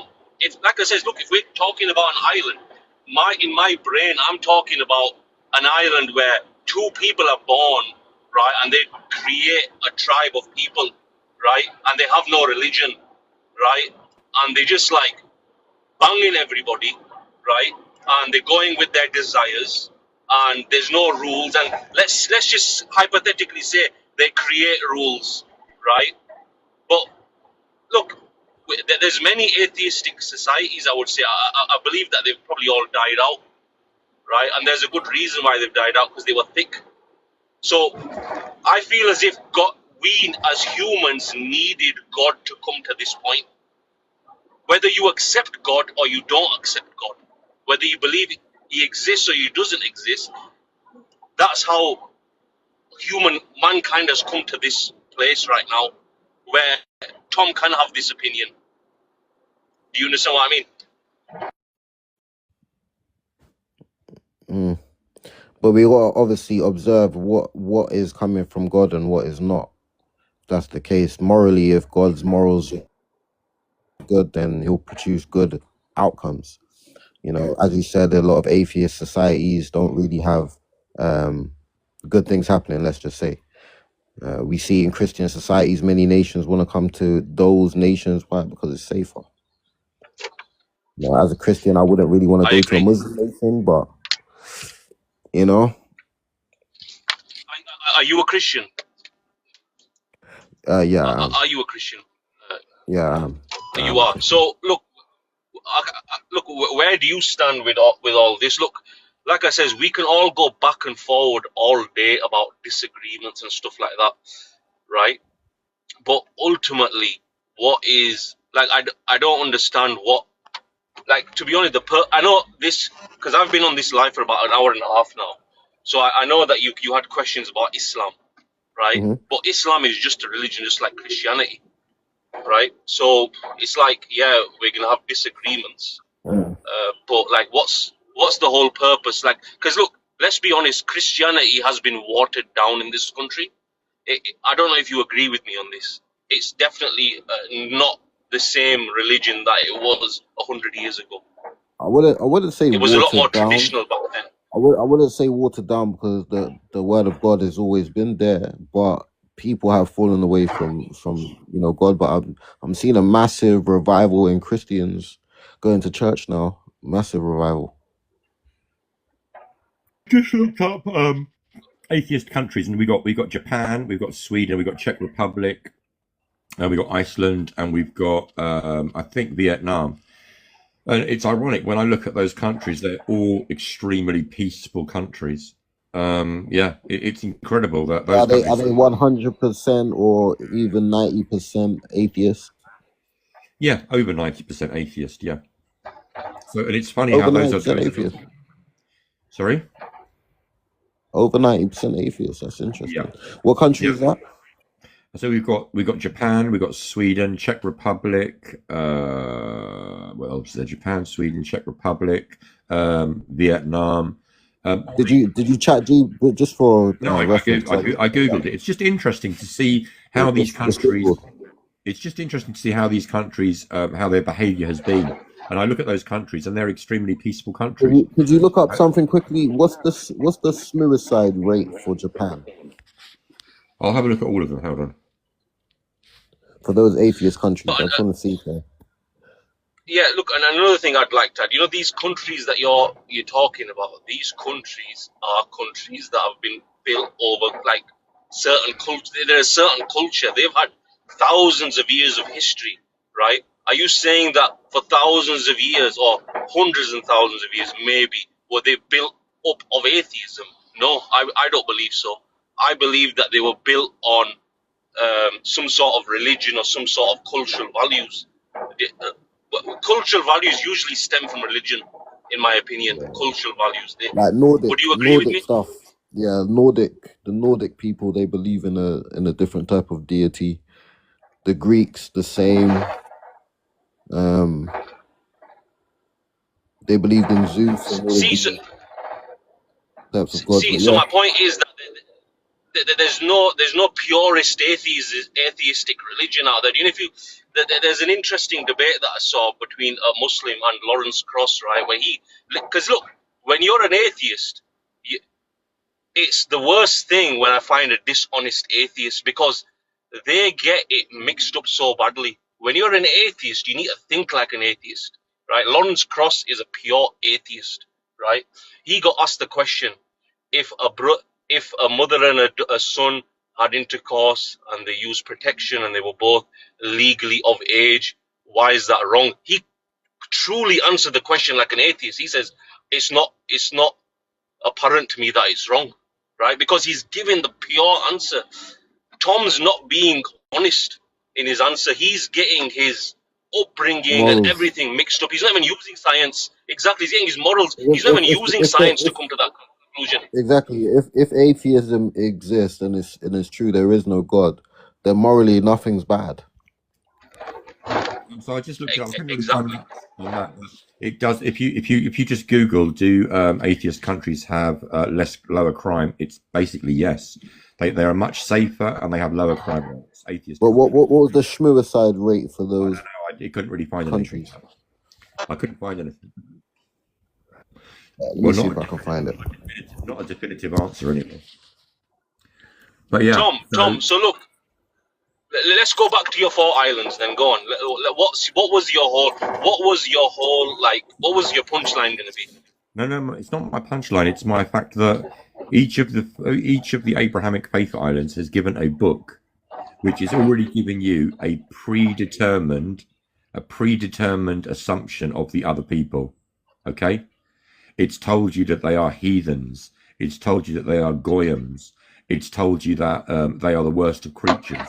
All of these things, it's given you a predetermined idea of that. That was my point, nothing else. Okay, whereas the atheist island, it doesn't give you a predetermined idea of the other islands. So you're going to have so if you're coming to that island, you're prejudging those people because your book has told you to prejudge those people. Right. Okay. So I want to ask you a question then. So let's just say a Muslim enters the island. All right. Go ahead. Sorry. Go ahead. I just want to. Yeah. Let's just say a Muslim comes to Atheist Island, and let's just say he says that he starts practicing his faith in the island, right? And he's very alien to these atheists. Remember, these atheists don't know nothing about anyone else. They don't know much about it, right? If anything, the way backwards, or they follow a god. Look at them, right?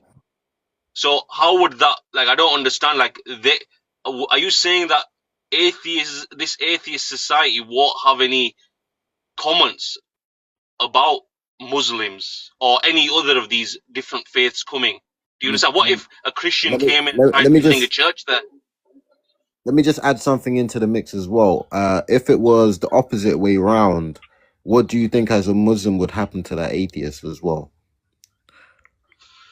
Well, look, it's conditions, isn't it? So my response would be if that person was coming and he was causing corruption, the way Muslims understand it in that place, let's just say if they were coming around saying, listen, don't follow this God and this and that, and basically blaspheming the Prophet and stuff like that, then they'd probably just absolutely get demolished. To be honest with you.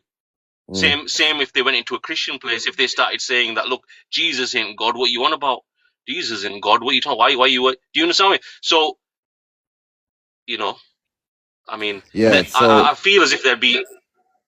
Go on. You're sort of missing the point. I think you missed the point, to be fair. So I got a question for you as well, Tom.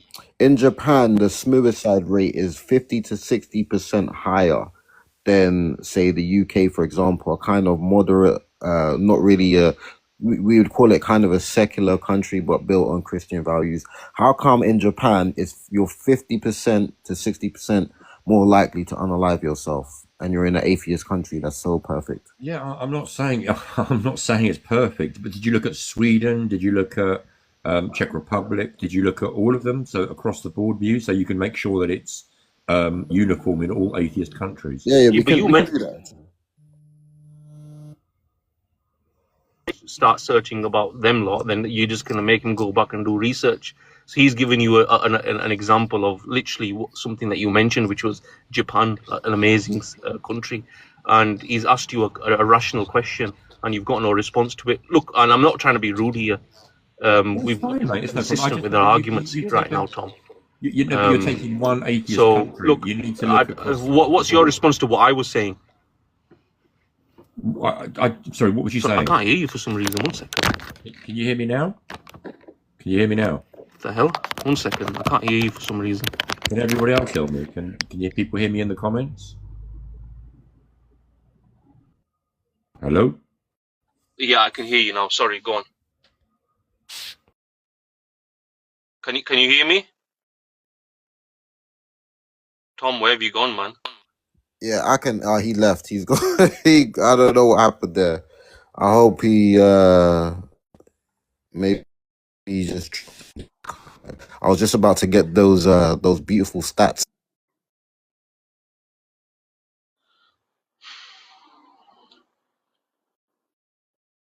Yeah, well, look, I can't hear anyone right now.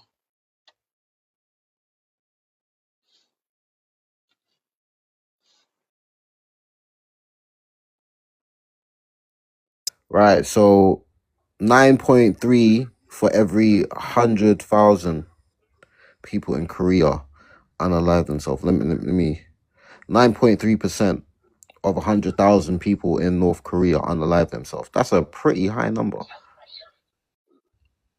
That is high, and I would like to ask you a question. Why do you feel that is? Because Why they do you don't have think that nothing to is? believe in. I agree. I believe they lack purpose. They lack purpose, and religion does give you purpose, regardless. Look, I'm not just talking from a Muslim perspective. Religion, I believe I that. get you. Yeah, I believe that humankind needs religion today to survive. It's a way to cope. Yeah. But would you say religion in a lot of Muslim countries has bore good fruits as compared to Christian? I would say, look, I would say that yes and no, and I feel as if economics plays a big part.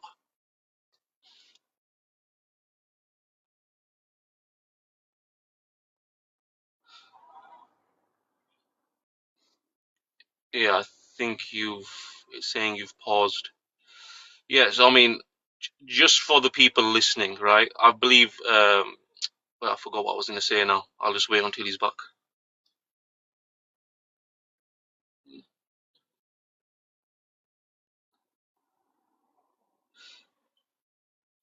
Unintentional that a grown man don't need religion. Well, look, a lot of men do need religion. Look, let's be honest. Grown men do need it. I know I need it. I know that without it, I feel as if I need it. So you can't say that. Sorry, but yeah, what did you say? Sorry, what was your question again? Because I literally blanked out there. Because I No, no answered it and worries, then man. But oh, we were having we had a good dialogue today anyway, and I appreciate the good conversation, man. Appreciate it. It's been fun. yeah, no, it was a good live. This, you know, it is. There's too many lives on there that are like very biased, and there's not very good mediators. Like you've been a good mediator. You've asked very good open questions and hypotheticals, and you know, you're not really like pointing any fingers. So it's coming more from an objective perspective. Well, you're trying to be as objective as you can, and Yeah. yeah, I like it like that. That's why I've dropped you a follow, to be honest. Yeah, no, I So appreciate that. I'll drop you a follow as well.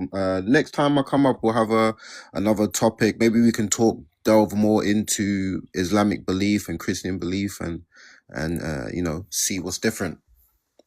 100%. Are you off now? Yeah. Yeah, I'm gonna go off now. I've been on for a while, but I appreciate you coming up unintentional. I'll give you a follow. Have a good day, man. Yeah, you too. Take care, man. Take care, man. And thanks to everyone for stopping by. It's been a good live. Enjoy the rest of your day. God bless.